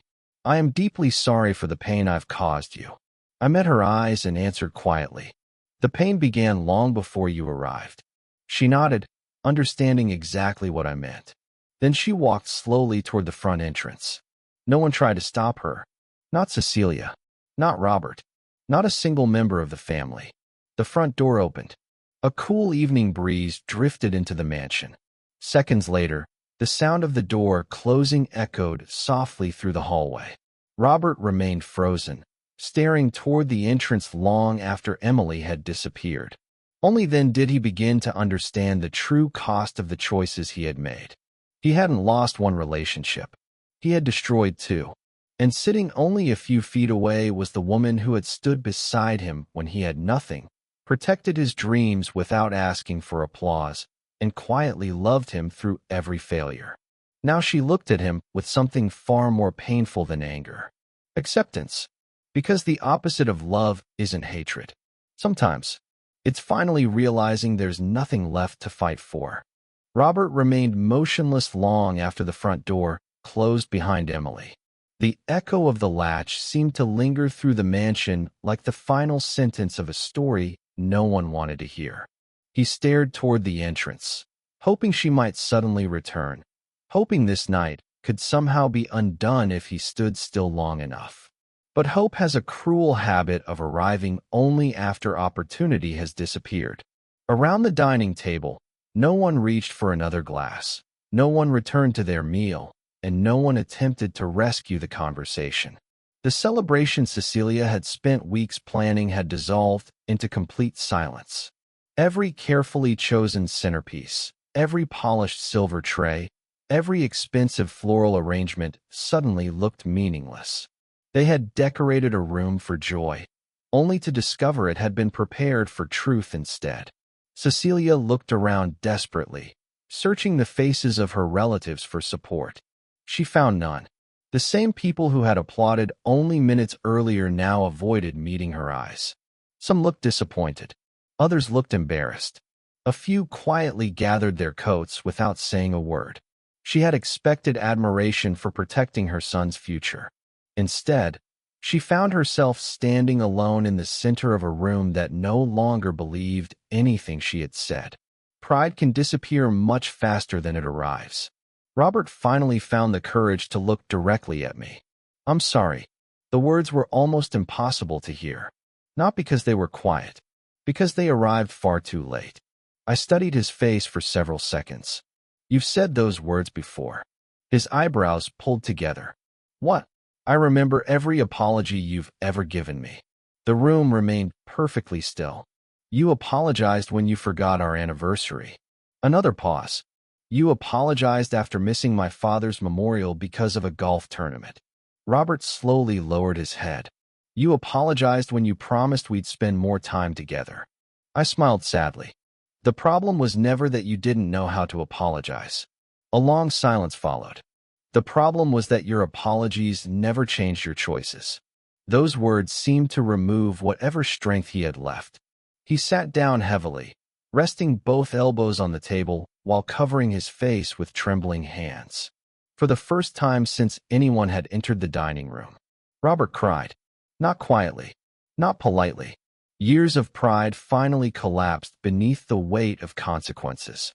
No one interrupted him, not even Cecilia, because everyone present understood that there are tears born from heartbreak, and there are tears born from realizing you became the author of your own loss.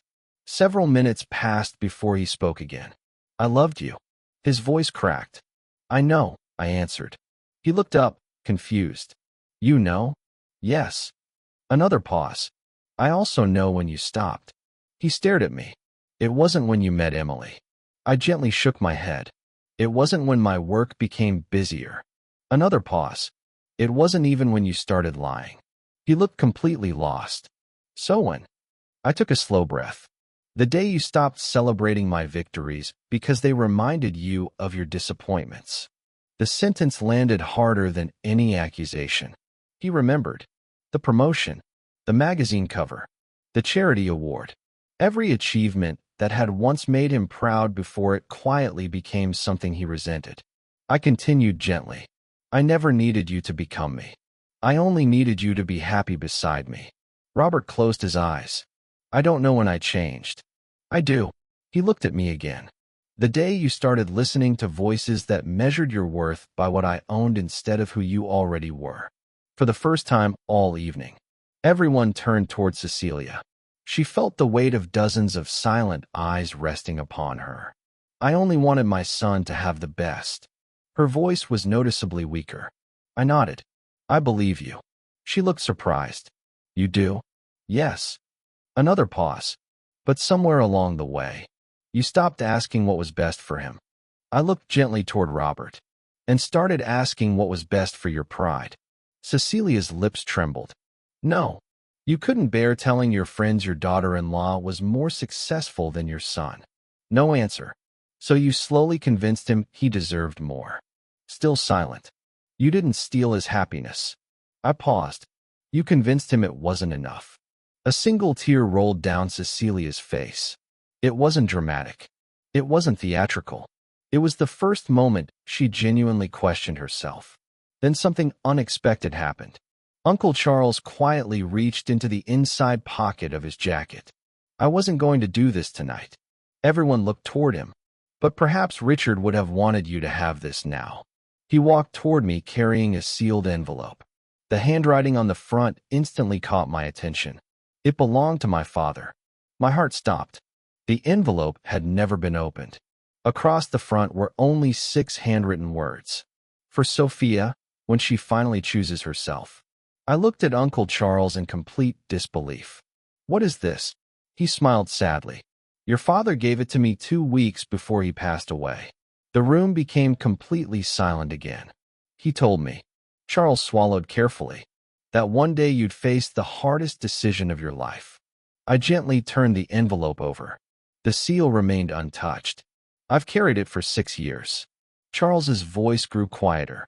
He made me promise never to give it to you, unless I was absolutely certain you had finally stopped sacrificing yourself to save people who refused to save you.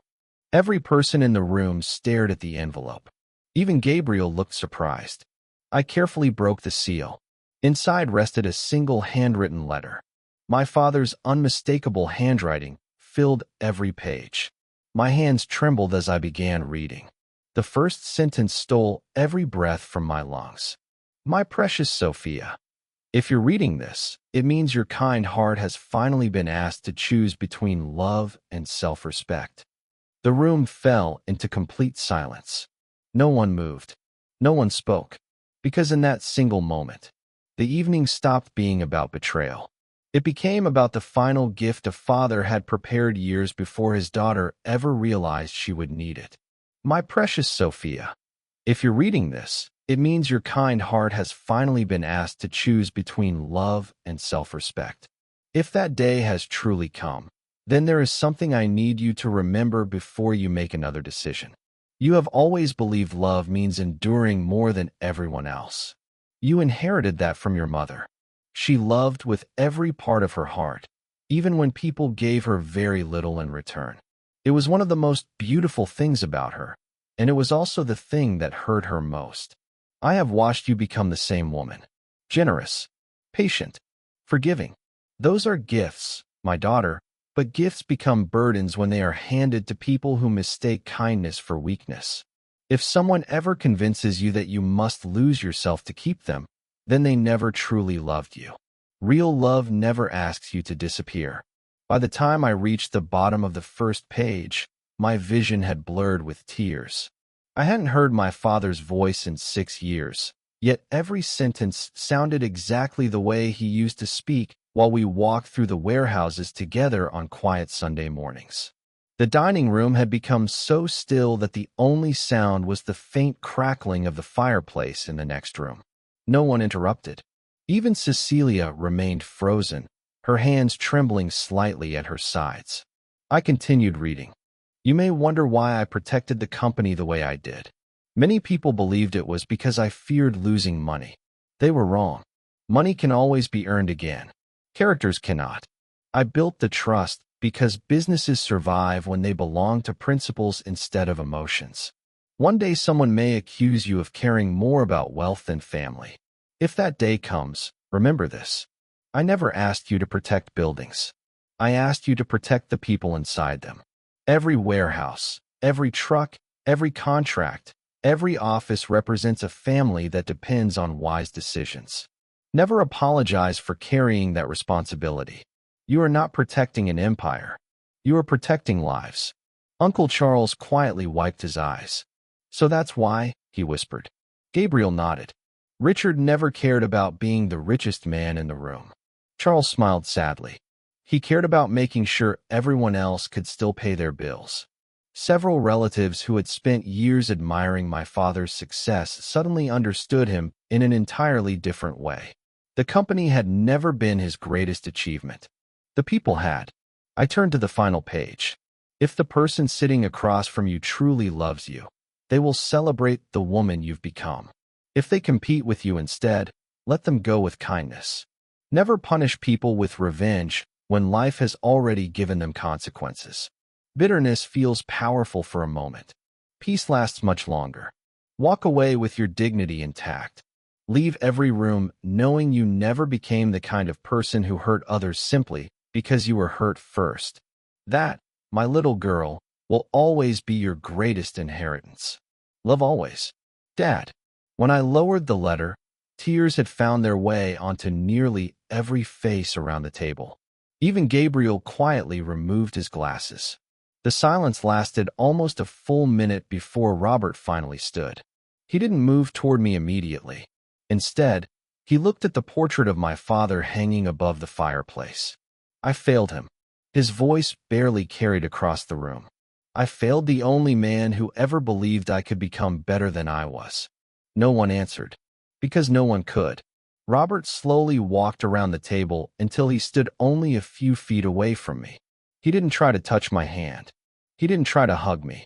For the first time since we'd met, he expected nothing. I'm not asking you to forgive me. His voice trembled. I don't deserve that. Another pause. I'm not asking for another chance.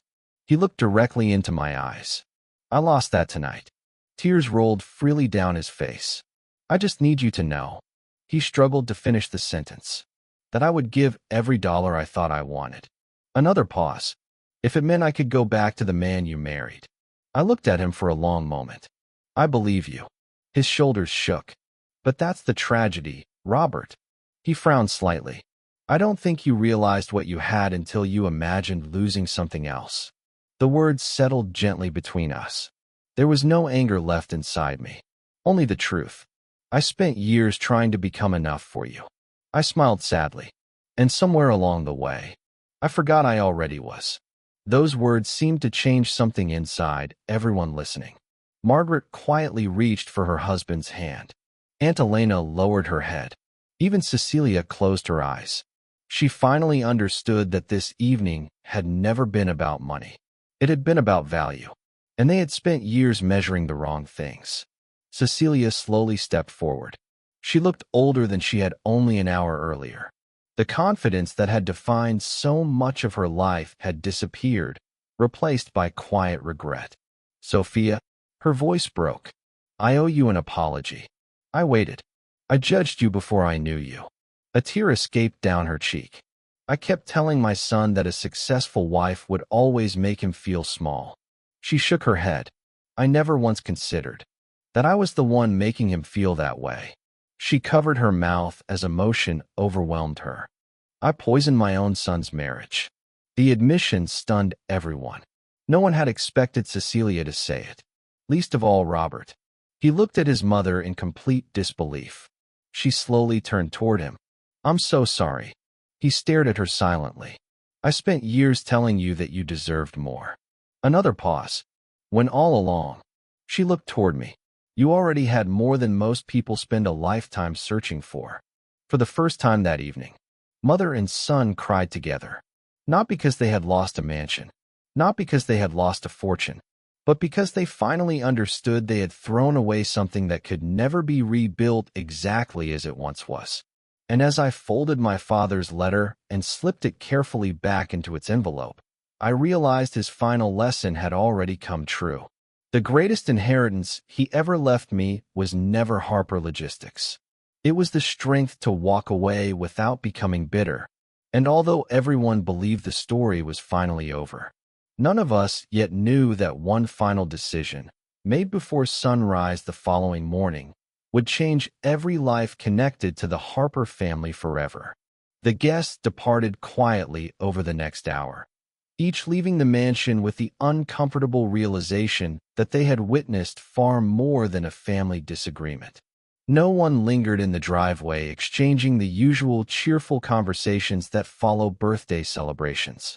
There were no promises to meet again the following weekend, no laughter echoing across the gardens, no cheerful photographs shared on social media. Luxury cars disappeared one after another beneath the glow of the estate's entrance lights until only a handful remained. Inside the house, the dining table still looked as though a celebration had just begun. Crystal glasses stood half full. Plates of untouched food had gone cold. The birthday cake remained exactly where it had been placed earlier that evening, its candles still unlit. It struck me then that Cecilia had spent weeks preparing for a future that had ended before dessert was ever served. I quietly excused myself and walked onto the rear terrace overlooking the lake behind the mansion. The cool night air wrapped gently around me, carrying the familiar scent of cedar trees my father had planted decades earlier. From there I could see the lights of the distribution center several miles away, still operating despite the late hour. Trucks continued arriving and departing exactly on schedule. Forklifts moved steadily between loading bays. Hundreds of people were finishing another day's work without the slightest idea that the family responsible for the company had nearly torn itself apart over assumptions that had never belonged in the business to begin with. Watching those distant lights reminded me of something my father repeated throughout my childhood. A company isn't measured by the buildings it owns. It's measured by the families who sleep peacefully because of it. For the first time all evening, I smiled. Not because anyone had been exposed, because I finally understood exactly what he meant. A few moments later, I heard footsteps behind me. I didn't need to turn around. I already knew they belonged to Gabriel. He stopped beside the terrace railing, looking across the water without speaking for several seconds. "You handled that better than I expected." I gave a faint smile. "You expected fireworks? I've represented families for almost 40 years. He folded his hands. "Most people mistake revenge for justice." I nodded slowly. "There were moments when I wanted revenge." He looked at me. "What changed?" I reached into my handbag and gently rested my father's letter against my chest. "Him." Gabriel smiled quietly. Richard always had perfect timing. We stood together in comfortable silence until he finally spoke again. "There is one final matter." His tone became slightly more formal. "The board meeting." I turned toward him. "Tomorrow morning?" He nodded. 9 o'clock. I frowned slightly. I thought it was scheduled for next month. So did everyone else. Another pause. "I moved it." I looked surprised. "Why?" Gabriel's expression grew serious. "Because tonight wasn't only witnessed by your family." He let those words settle before continuing. 3 members of your board were invited to Cecilia's dinner." My heart skipped. I had completely forgotten. Among the guests was Michael Bennett, Linda Morrison, and Harold Whitmore, 3 independent directors who had worked with my father for years. "They saw everything," Gabriel continued. "They've already requested an emergency meeting." My stomach tightened. They're concerned. They're concerned about leadership. For the first time that evening, I felt genuine uncertainty. Not about my marriage. About the company. Gabriel noticed immediately. Not your leadership. He smiled reassuringly. I looked at him in confusion. Robert has represented Harper Logistics publicly at charity events, trade conferences, and investor functions. Another pause. After tonight, Gabriel looked back toward the empty dining room. They're questioning whether he can continue representing the company. The realization settled heavily over me.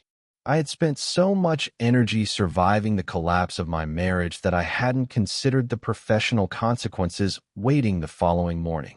Robert had never held an executive position inside Harper Logistics, but he had become one of its public faces.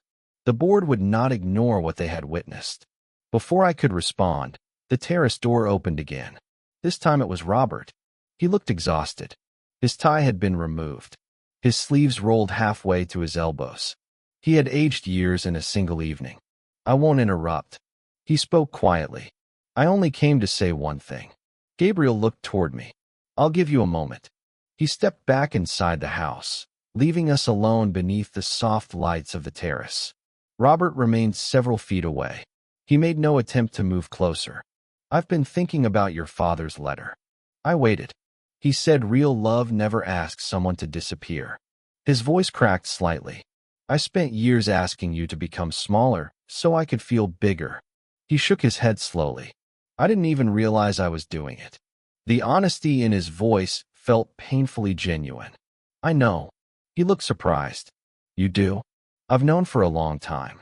Another silence settled between us. I just kept hoping you'd notice before I had to leave. Robert stared across the lake.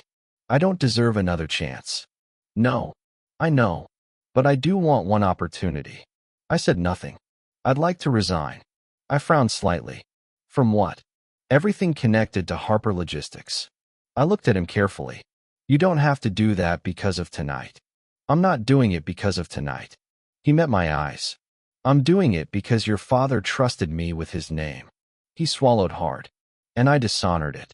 For several moments, neither of us spoke. Then he reached into the inside pocket of his jacket and removed a small envelope. I found this in my desk yesterday. He handed it to me. My resignation. I accepted it slowly. It was written 3 weeks ago. I looked up. You already wrote this? He nodded. I knew everything was falling apart. Another pause. I just didn't have the courage to submit it. I carefully opened the envelope. The date confirmed what he had said. 3 weeks earlier. Long before tonight. Long before the public humiliation. Long before the truth reached everyone else. For the first time that evening, I realized something unexpected. Robert hadn't completely lost his conscience. He had simply ignored it until it became impossible to silence. As I folded the resignation letter, another question quietly entered my mind. If he had written this weeks ago, what else had he been planning that no one, not even Cecilia, knew about? The answer to that question would arrive at 9 o'clock the following morning, and it would reveal that the greatest secret of the entire story had never been hidden inside the mansion. It had been waiting inside the boardroom of Harper Logistics all along. The following morning, the headquarters of Harper Logistics looked exactly as it had every weekday for decades. Employees greeted one another in the lobby, delivery schedules appeared on digital displays, and managers hurried toward conference rooms carrying laptops and coffee cups. To everyone arriving for work, it was simply another business day. They had no idea the company was about to face one of the most important meetings in its history. I walked through the front entrance just before 8:30, dressed no differently than I had on hundreds of previous mornings. Several employees smiled warmly as they passed. A warehouse supervisor thanked me for approving a new scholarship program for employees' children. A receptionist wished me a good morning. Their ordinary kindness reminded me why my father had fought so hard to protect the company. This place had never been about boardrooms or profit margins. It had always been about people. When the elevator doors opened on the executive floor, Gabriel was already waiting. He carried his leather briefcase under one arm. but his expression told me this meeting would be unlike any we had attended together before. "They're all here," he said quietly. "Every director?" I asked. He nodded once, including two who cut short business trips to attend. I took a slow breath before following him toward the boardroom. Through the glass walls, I could already see familiar faces seated around the long walnut table. Michael Bennett sat reviewing financial reports. Linda Morrison quietly spoke with Harold Whitmore. Beside them were 5 other directors who had served alongside my father for years. Every one of them stood as I entered. Their expressions weren't hostile. They were respectful. But beneath that respect rested concern. They had not come to discuss quarterly profits. Michael waited until everyone had taken their seats before speaking. "Sofia," he began, "before we address today's agenda, I want to say something on behalf of the board." He paused briefly. "We're sorry for what you experienced last night." The sincerity in his voice immediately removed the anxiety I had carried into the room. "Thank you," I replied. "I appreciate that." Michael nodded before continuing. "However, our responsibility this morning extends beyond personal sympathy.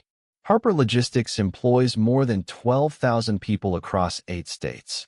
Investor confidence depends upon public trust. After witnessing last night's events, we have an obligation to determine whether anything threatens the company's future." I understood immediately. This wasn't about gossip.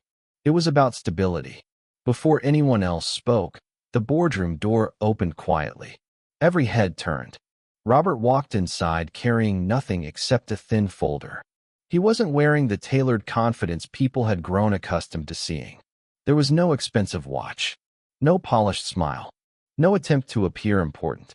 He simply looked like a man carrying the weight of every decision that had brought him to this room. Without waiting for anyone to invite him, he walked to the empty chair nearest the door. Then he remained standing. "I won't take much of your time." His voice was calm. "I came because the board deserves to hear this directly from me." He placed the folder on the table. "My resignation." Several directors exchanged surprised glances. Michael looked toward Gabriel. Gabriel simply nodded. Robert continued, "I have no ownership interest in Harper Logistics." Another pause. "I never have." He looked around the room. "I also recognize that my personal conduct has reflected poorly on this company and on the Harper family." The board remained silent. "I won't allow my mistakes to become a burden for 12,000 employees who had nothing to do with them."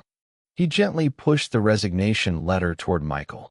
"I resign from every advisory role, ambassador position, charitable representation, and public responsibility connected to Harper Logistics, effective immediately." No one interrupted him. He wasn't making excuses. He wasn't negotiating.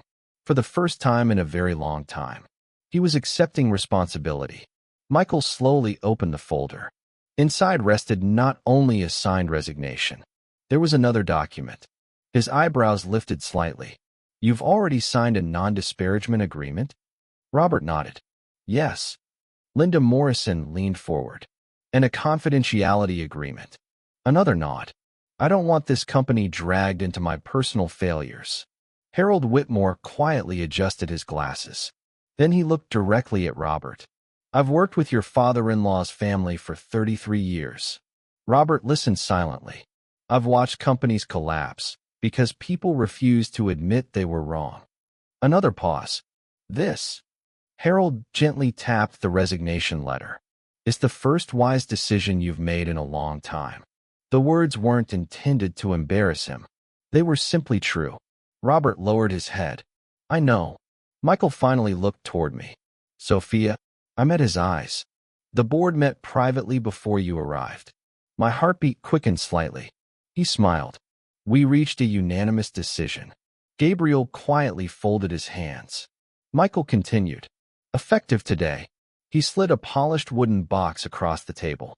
"The board wishes to appoint you as executive chair of Harper Logistics." I stared at him. The position had belonged to my father. After his passing, it had remained intentionally vacant. I thought Dad wanted the position retired. Michael smiled gently. "He did." Another pause. until the right person earned it. I looked around the room. Every director nodded. Linda Morrison spoke next. Richard once told us something we'll never forget. She opened a notebook she'd carried for years. He said, she smiled warmly, one day my daughter will lead differently than I ever could. My eyes immediately filled with tears. Linda continued reading. When that day comes, don't give her my chair because she's my daughter. Another pause. Give it to her because she'll deserve it. I couldn't speak. Not because of the promotion. Because I realized my father had been preparing other people to believe in me, long before I had learned to fully believe in myself. As Michael carefully opened the wooden box, a silver nameplate rested inside. It simply read, Sofia Harper, Executive Chair. The room erupted into quiet applause. Not loud, not celebratory, respectful, earned.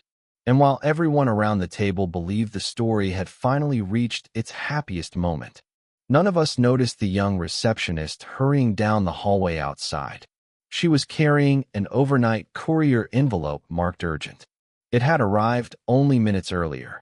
The sender's name stopped her in her tracks, because written neatly across the return address was a name every person in the building believed they would never see again.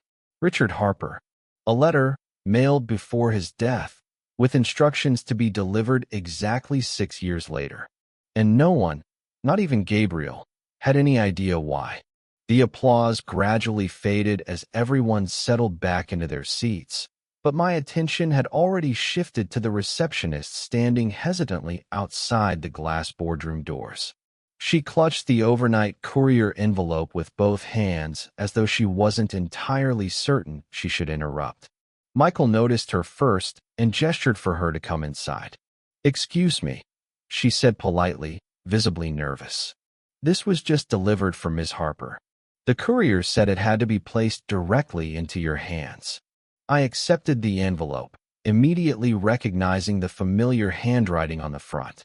It wasn't simply my father's name written in the return address.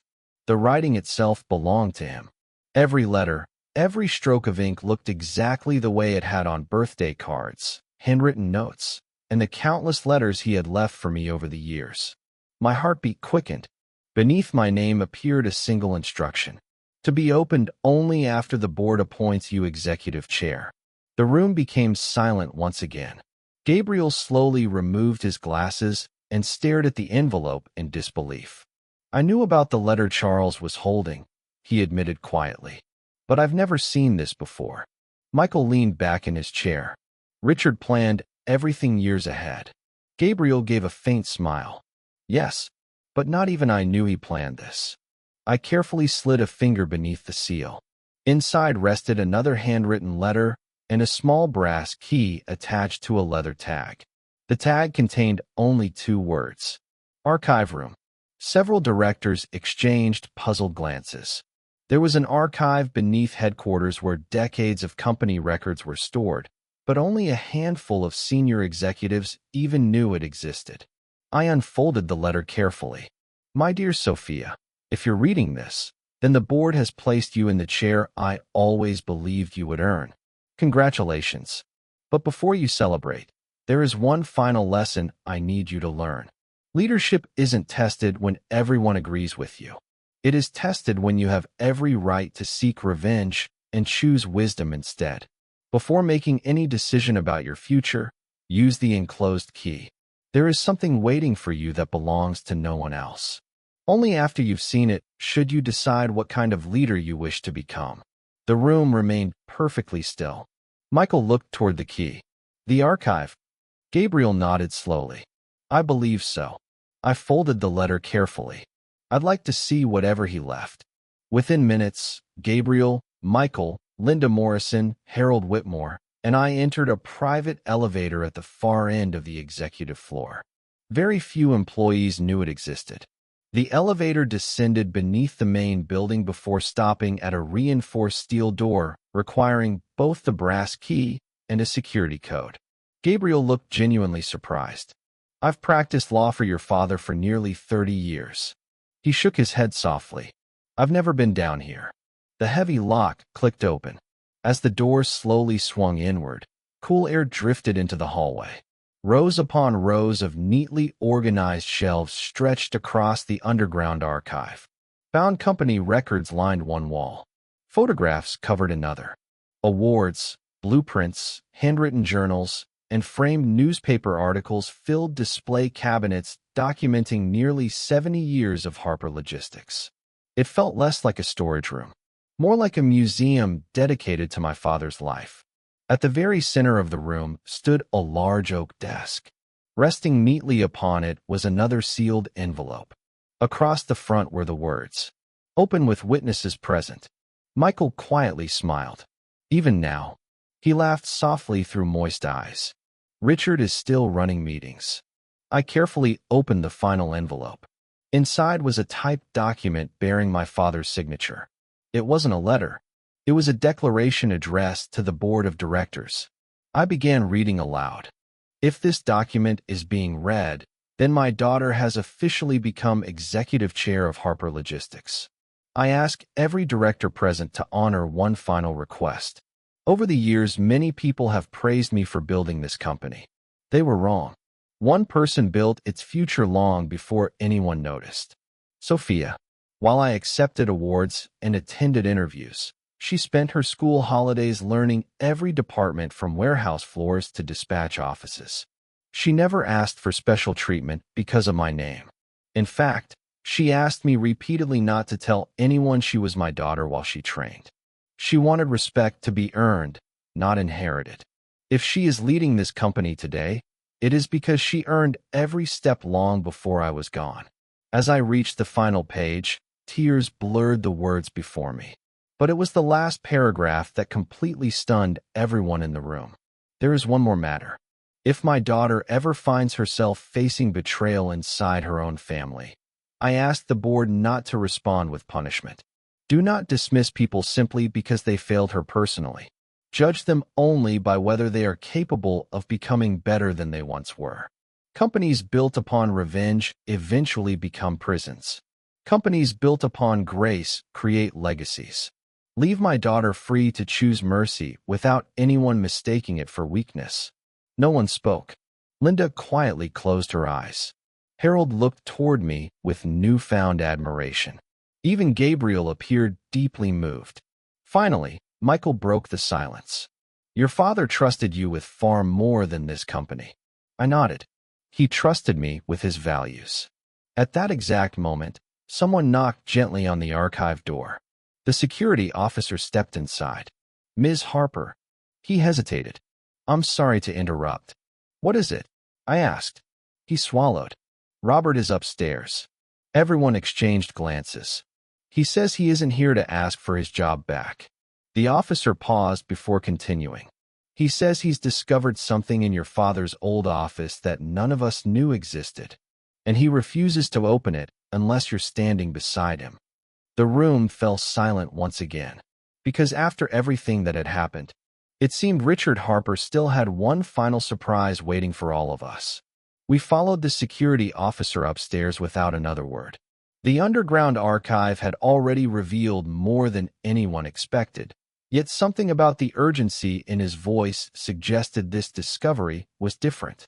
Robert was waiting outside my father's former office, standing alone with both hands resting against an old mahogany cabinet that had occupied the room for as long as I could remember.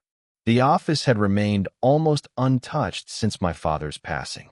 His books still lined the shelves in perfect order. Family photographs remained exactly where he'd left them. Even the brass compass he used as a paperweight still rested on the corner of his desk. Robert looked toward me as we entered, his expression carrying none of the desperation from the night before. Instead, he appeared genuinely unsettled. I wasn't searching for anything, he said quietly. I came to clear out a few personal files from the guest office before my resignation became official. He pointed toward the cabinet. One drawer wouldn't close properly. When I pulled it out completely, I found something hidden behind the back panel. Gabriel stepped closer, immediately recognizing the cabinet. Richard designed this himself, he murmured.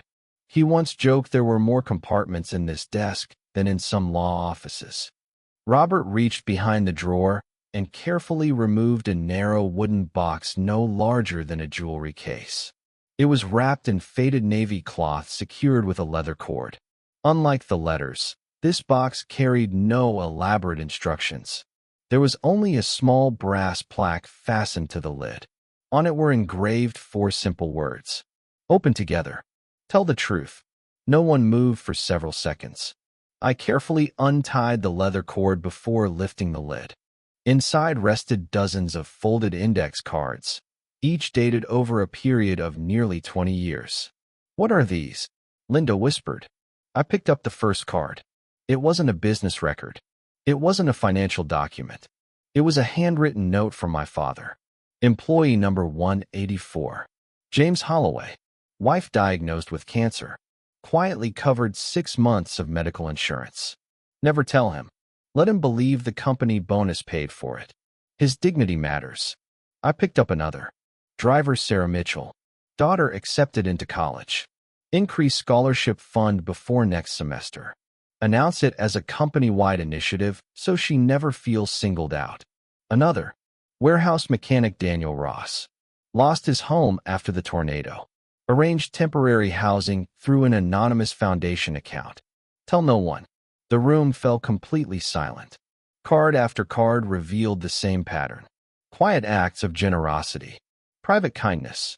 Help offered without expectation of recognition. My father had documented every decision, not to preserve his reputation, but to ensure that if he was no longer alive, someone else would continue caring for the people behind the employee numbers. Gabriel slowly sat down. I always wondered where certain funds went. He smiled through tears. He never explained. Michael carefully lifted another card. Then another. His voice suddenly stopped. He looked toward me with astonishment. Sofia. He handed me the card. The date immediately caught my attention. It was from nearly 13 years earlier. Before I married Robert. Before Harper Logistics became a national company. The note read, a young consultant named Robert Lawson interviewed today. Bright. Ambitious. Carrying more pride than confidence. Reminds me of myself at his age. Offer him mentorship instead of employment. If he earns his own success first, he'll never wonder whether it came from marrying into this family. My hands froze. The room remained silent. I read the card again. My father had met Robert years before introducing us. Not to arrange our relationship, but to mentor him. Another smaller note was clipped behind it. If these two ever find each other naturally, wonderful. If not, never interfere. Love must always choose freely. Robert stared at the card as though it belonged to someone else's life. His voice cracked. He knew me before I knew Sofia? Gabriel nodded slowly. I remember those meetings now. Robert covered his face with both hands. He gave me opportunities. Another pause. And I spent years convincing myself everything I achieved came because of Sofia. His shoulders began shaking. I resented gifts he never even gave me. No one interrupted, because everyone understood the cruel irony unfolding before us. Robert had spent years trying to prove he deserved a place in the Harper family. Richard Harper had believed he deserved that chance long before Robert ever met his daughter. There was one final envelope at the bottom of the box. Unlike the others, it carried 2 names. For Sofia and Robert. Open only if your marriage is in danger. Neither of us moved. I looked toward Gabriel. He quietly nodded. I think your father wanted both of you to read it. My hands trembled as I broke the seal. Inside was a single page. Richard's familiar handwriting filled both sides. If you're reading this together, then something precious has already been broken. I don't know whether you'll repair it, and I won't pretend every marriage can be saved. But before either of you blames the other completely, answer one question honestly. Did you spend more time trying to understand each other, or trying to be understood? Pride has ended more marriages than betrayal ever could, because pride quietly convinces 2 good people that listening is losing. If your marriage ends after you've truly listened, let it end with respect. If it survives, let it survive because both of you became better people, not because either of you won. No one in the office spoke. Not Michael. Not Gabriel. Not Linda. not even Robert. Because in that quiet office, surrounded by decades of evidence that Richard Harper had built his life around compassion instead of control, one truth became impossible to ignore. The greatest legacy he left behind wasn't his company. It wasn't his wealth. It wasn't even the trust that protected his estate. It was the reminder that character is measured most clearly when life gives you every reason to become bitter, and you choose to become better instead. As I carefully folded the letter, Robert looked at me with tears in his eyes. For the first time since we had met, neither of us was thinking about the marriage we had lost. We were both thinking about the man who had believed we could have been so much more. The office remained silent for several minutes after I folded my father's final letter. No one seemed willing to be the first person to speak, as though saying anything might somehow lessen the weight of the moment we had just shared. Outside the floor-to-ceiling windows, employees continued moving between departments, unaware that an entire family's understanding of success had been quietly rewritten inside the executive office.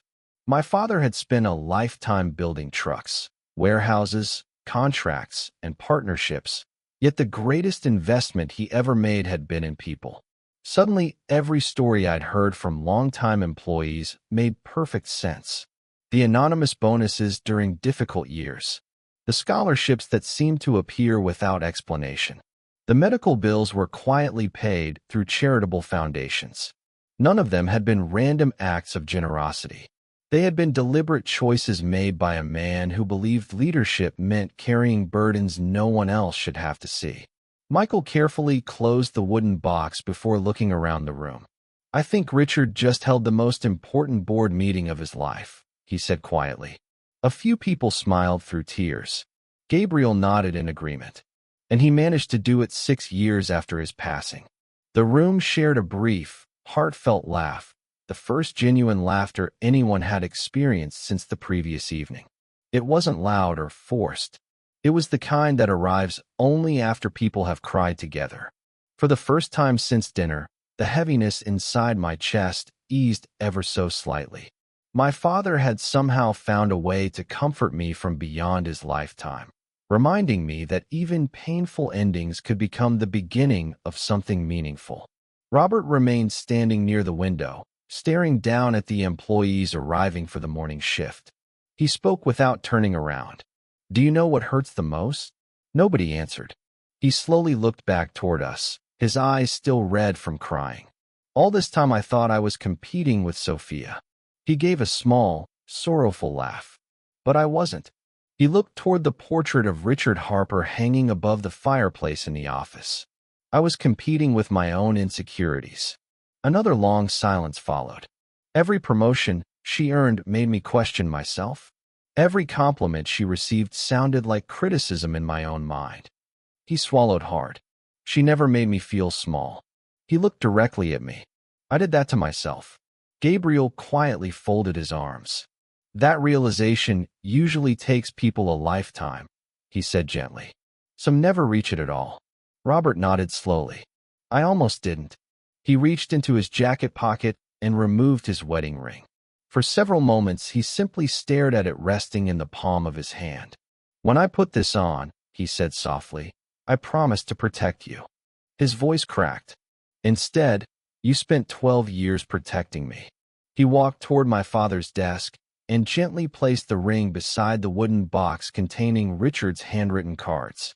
There was no dramatic gesture, no speech asking for forgiveness, just a quiet acknowledgement that some promises cannot be restored simply because someone finally regrets breaking them. Before anyone could respond, there was another knock at the office door.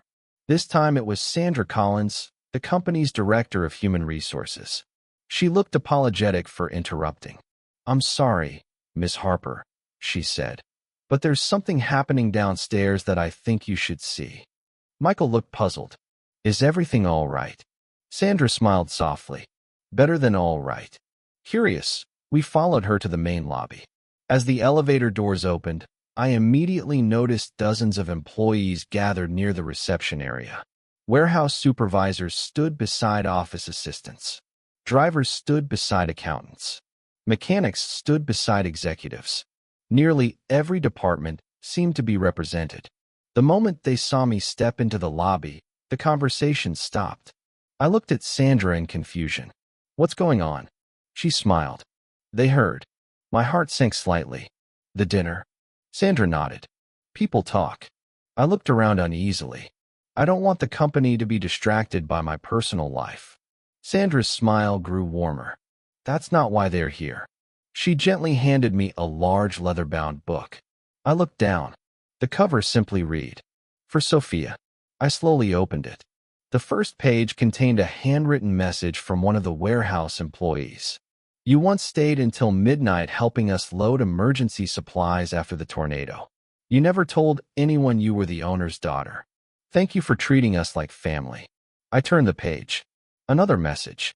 "When my husband passed away, you attended the funeral without cameras, without publicity, and without telling anyone at work.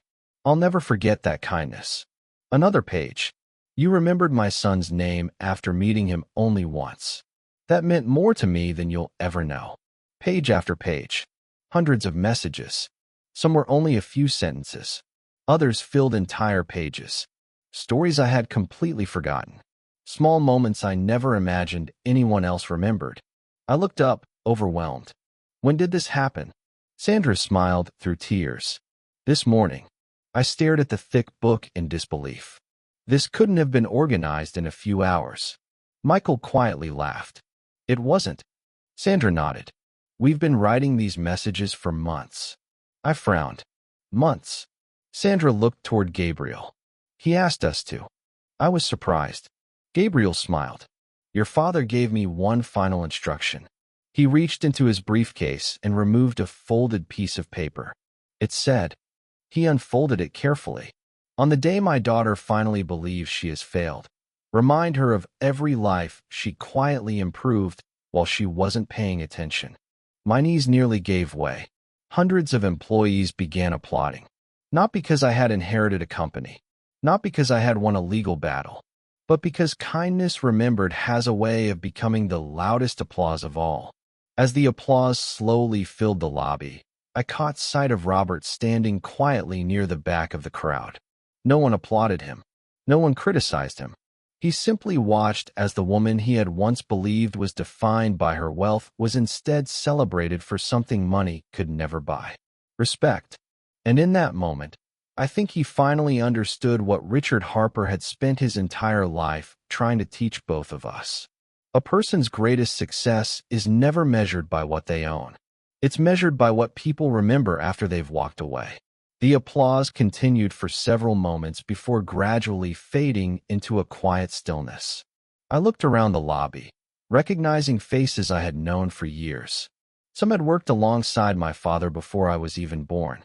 Others were young employees just beginning their careers. Yet every person standing there had taken time to write something inside that book. Not because anyone instructed them to praise me, because they wanted me to remember something I had forgotten in the middle of losing my marriage. My value had never depended on one person's opinion of me. I carefully closed the leather-bound book and looked at the employees gathered before me. "I don't know how to thank all of you." My voice trembled slightly. "But I promise you this." I held the book against my chest. My father built this company by believing every employee deserved dignity. I smiled through tears. I intend to spend the rest of my career making sure that never changes. The applause returned, louder than before. Not because of the promise, because everyone present knew I meant every word. As the employees slowly returned to their departments, Michael quietly leaned toward Gabriel. "Richard chose well." Gabriel smiled. "No." He watched me greeting employees one by one. Richard simply noticed what everyone else eventually would. 3 weeks later, life inside Harper Logistics had found its rhythm again. The newspapers lost interest in the Harper family. Business magazines shifted their attention to other companies. The rumors surrounding the birthday dinner slowly disappeared beneath newer headlines. But inside the company, something unexpected had happened. Productivity had risen. Employee satisfaction had reached its highest level in nearly a decade. Applications for open positions had nearly doubled. People weren't talking about scandals anymore. They were talking about leadership. One Monday morning, Linda Morrison walked into my office carrying the latest quarterly report. "You should see this." She placed the report on my desk. The employee retention numbers. I looked down. The figures were remarkable. "How is this possible?" Linda smiled. "People stay where they feel respected." Another pause. Richard knew that. She looked around my father's former office. "So do you?" Before I could answer, Sandra knocked gently on the door. "Sofia," she smiled warmly. "You have a visitor." "I'm not expecting anyone." "I know." Sandra hesitated. "But I think you'll want to see her." Moments later, Emily stepped into the office. She looked very different from the woman who had walked out of the mansion weeks earlier. There was sadness in her eyes, but there was also peace. She held a simple folder under one arm. "I hope I'm not interrupting." "Not at all." I invited her to sit. For several moments, neither of us spoke. Finally, she smiled nervously. "I've rehearsed this conversation about 100 times." I laughed softly. "So have I." That broke the tension immediately. Emily placed the folder on my desk.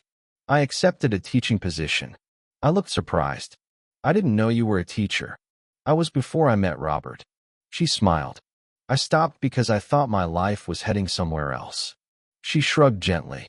"Turns out, I was following someone else's dream." I nodded knowingly. She continued. "I start next month." I genuinely smiled. "Congratulations." She looked relieved. "Thank you." Another silence settled comfortably between us. "I also came to tell you something." She looked directly into my eyes.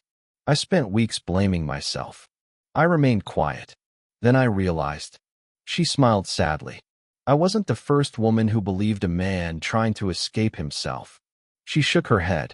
"But I can choose not to become the next woman who ignores the warning signs." I reached across the desk. "I'm glad." She took a slow breath. "I don't expect us to become friends."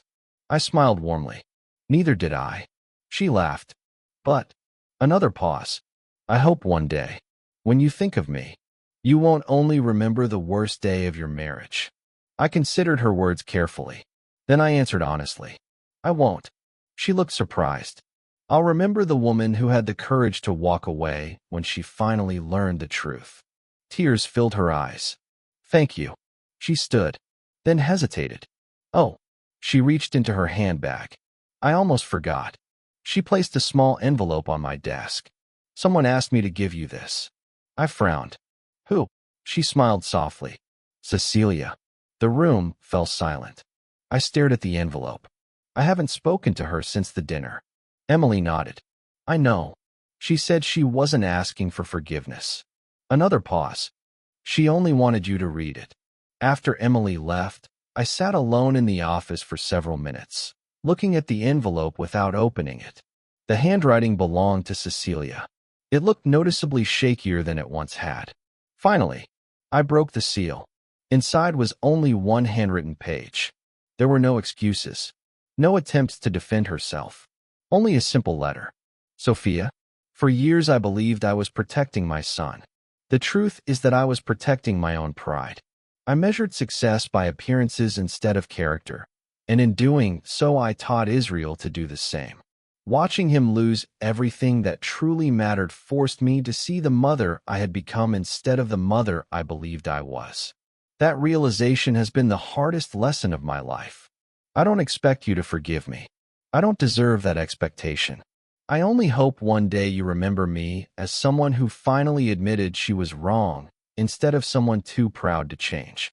Richard once told me that humility usually arrives carrying pain. I understand what he meant now. Take care of yourself. And thank you for showing me a kind of strength I spent years failing to recognize. Cecilia. I quietly folded the letter. Then I looked toward the large window overlooking the company grounds.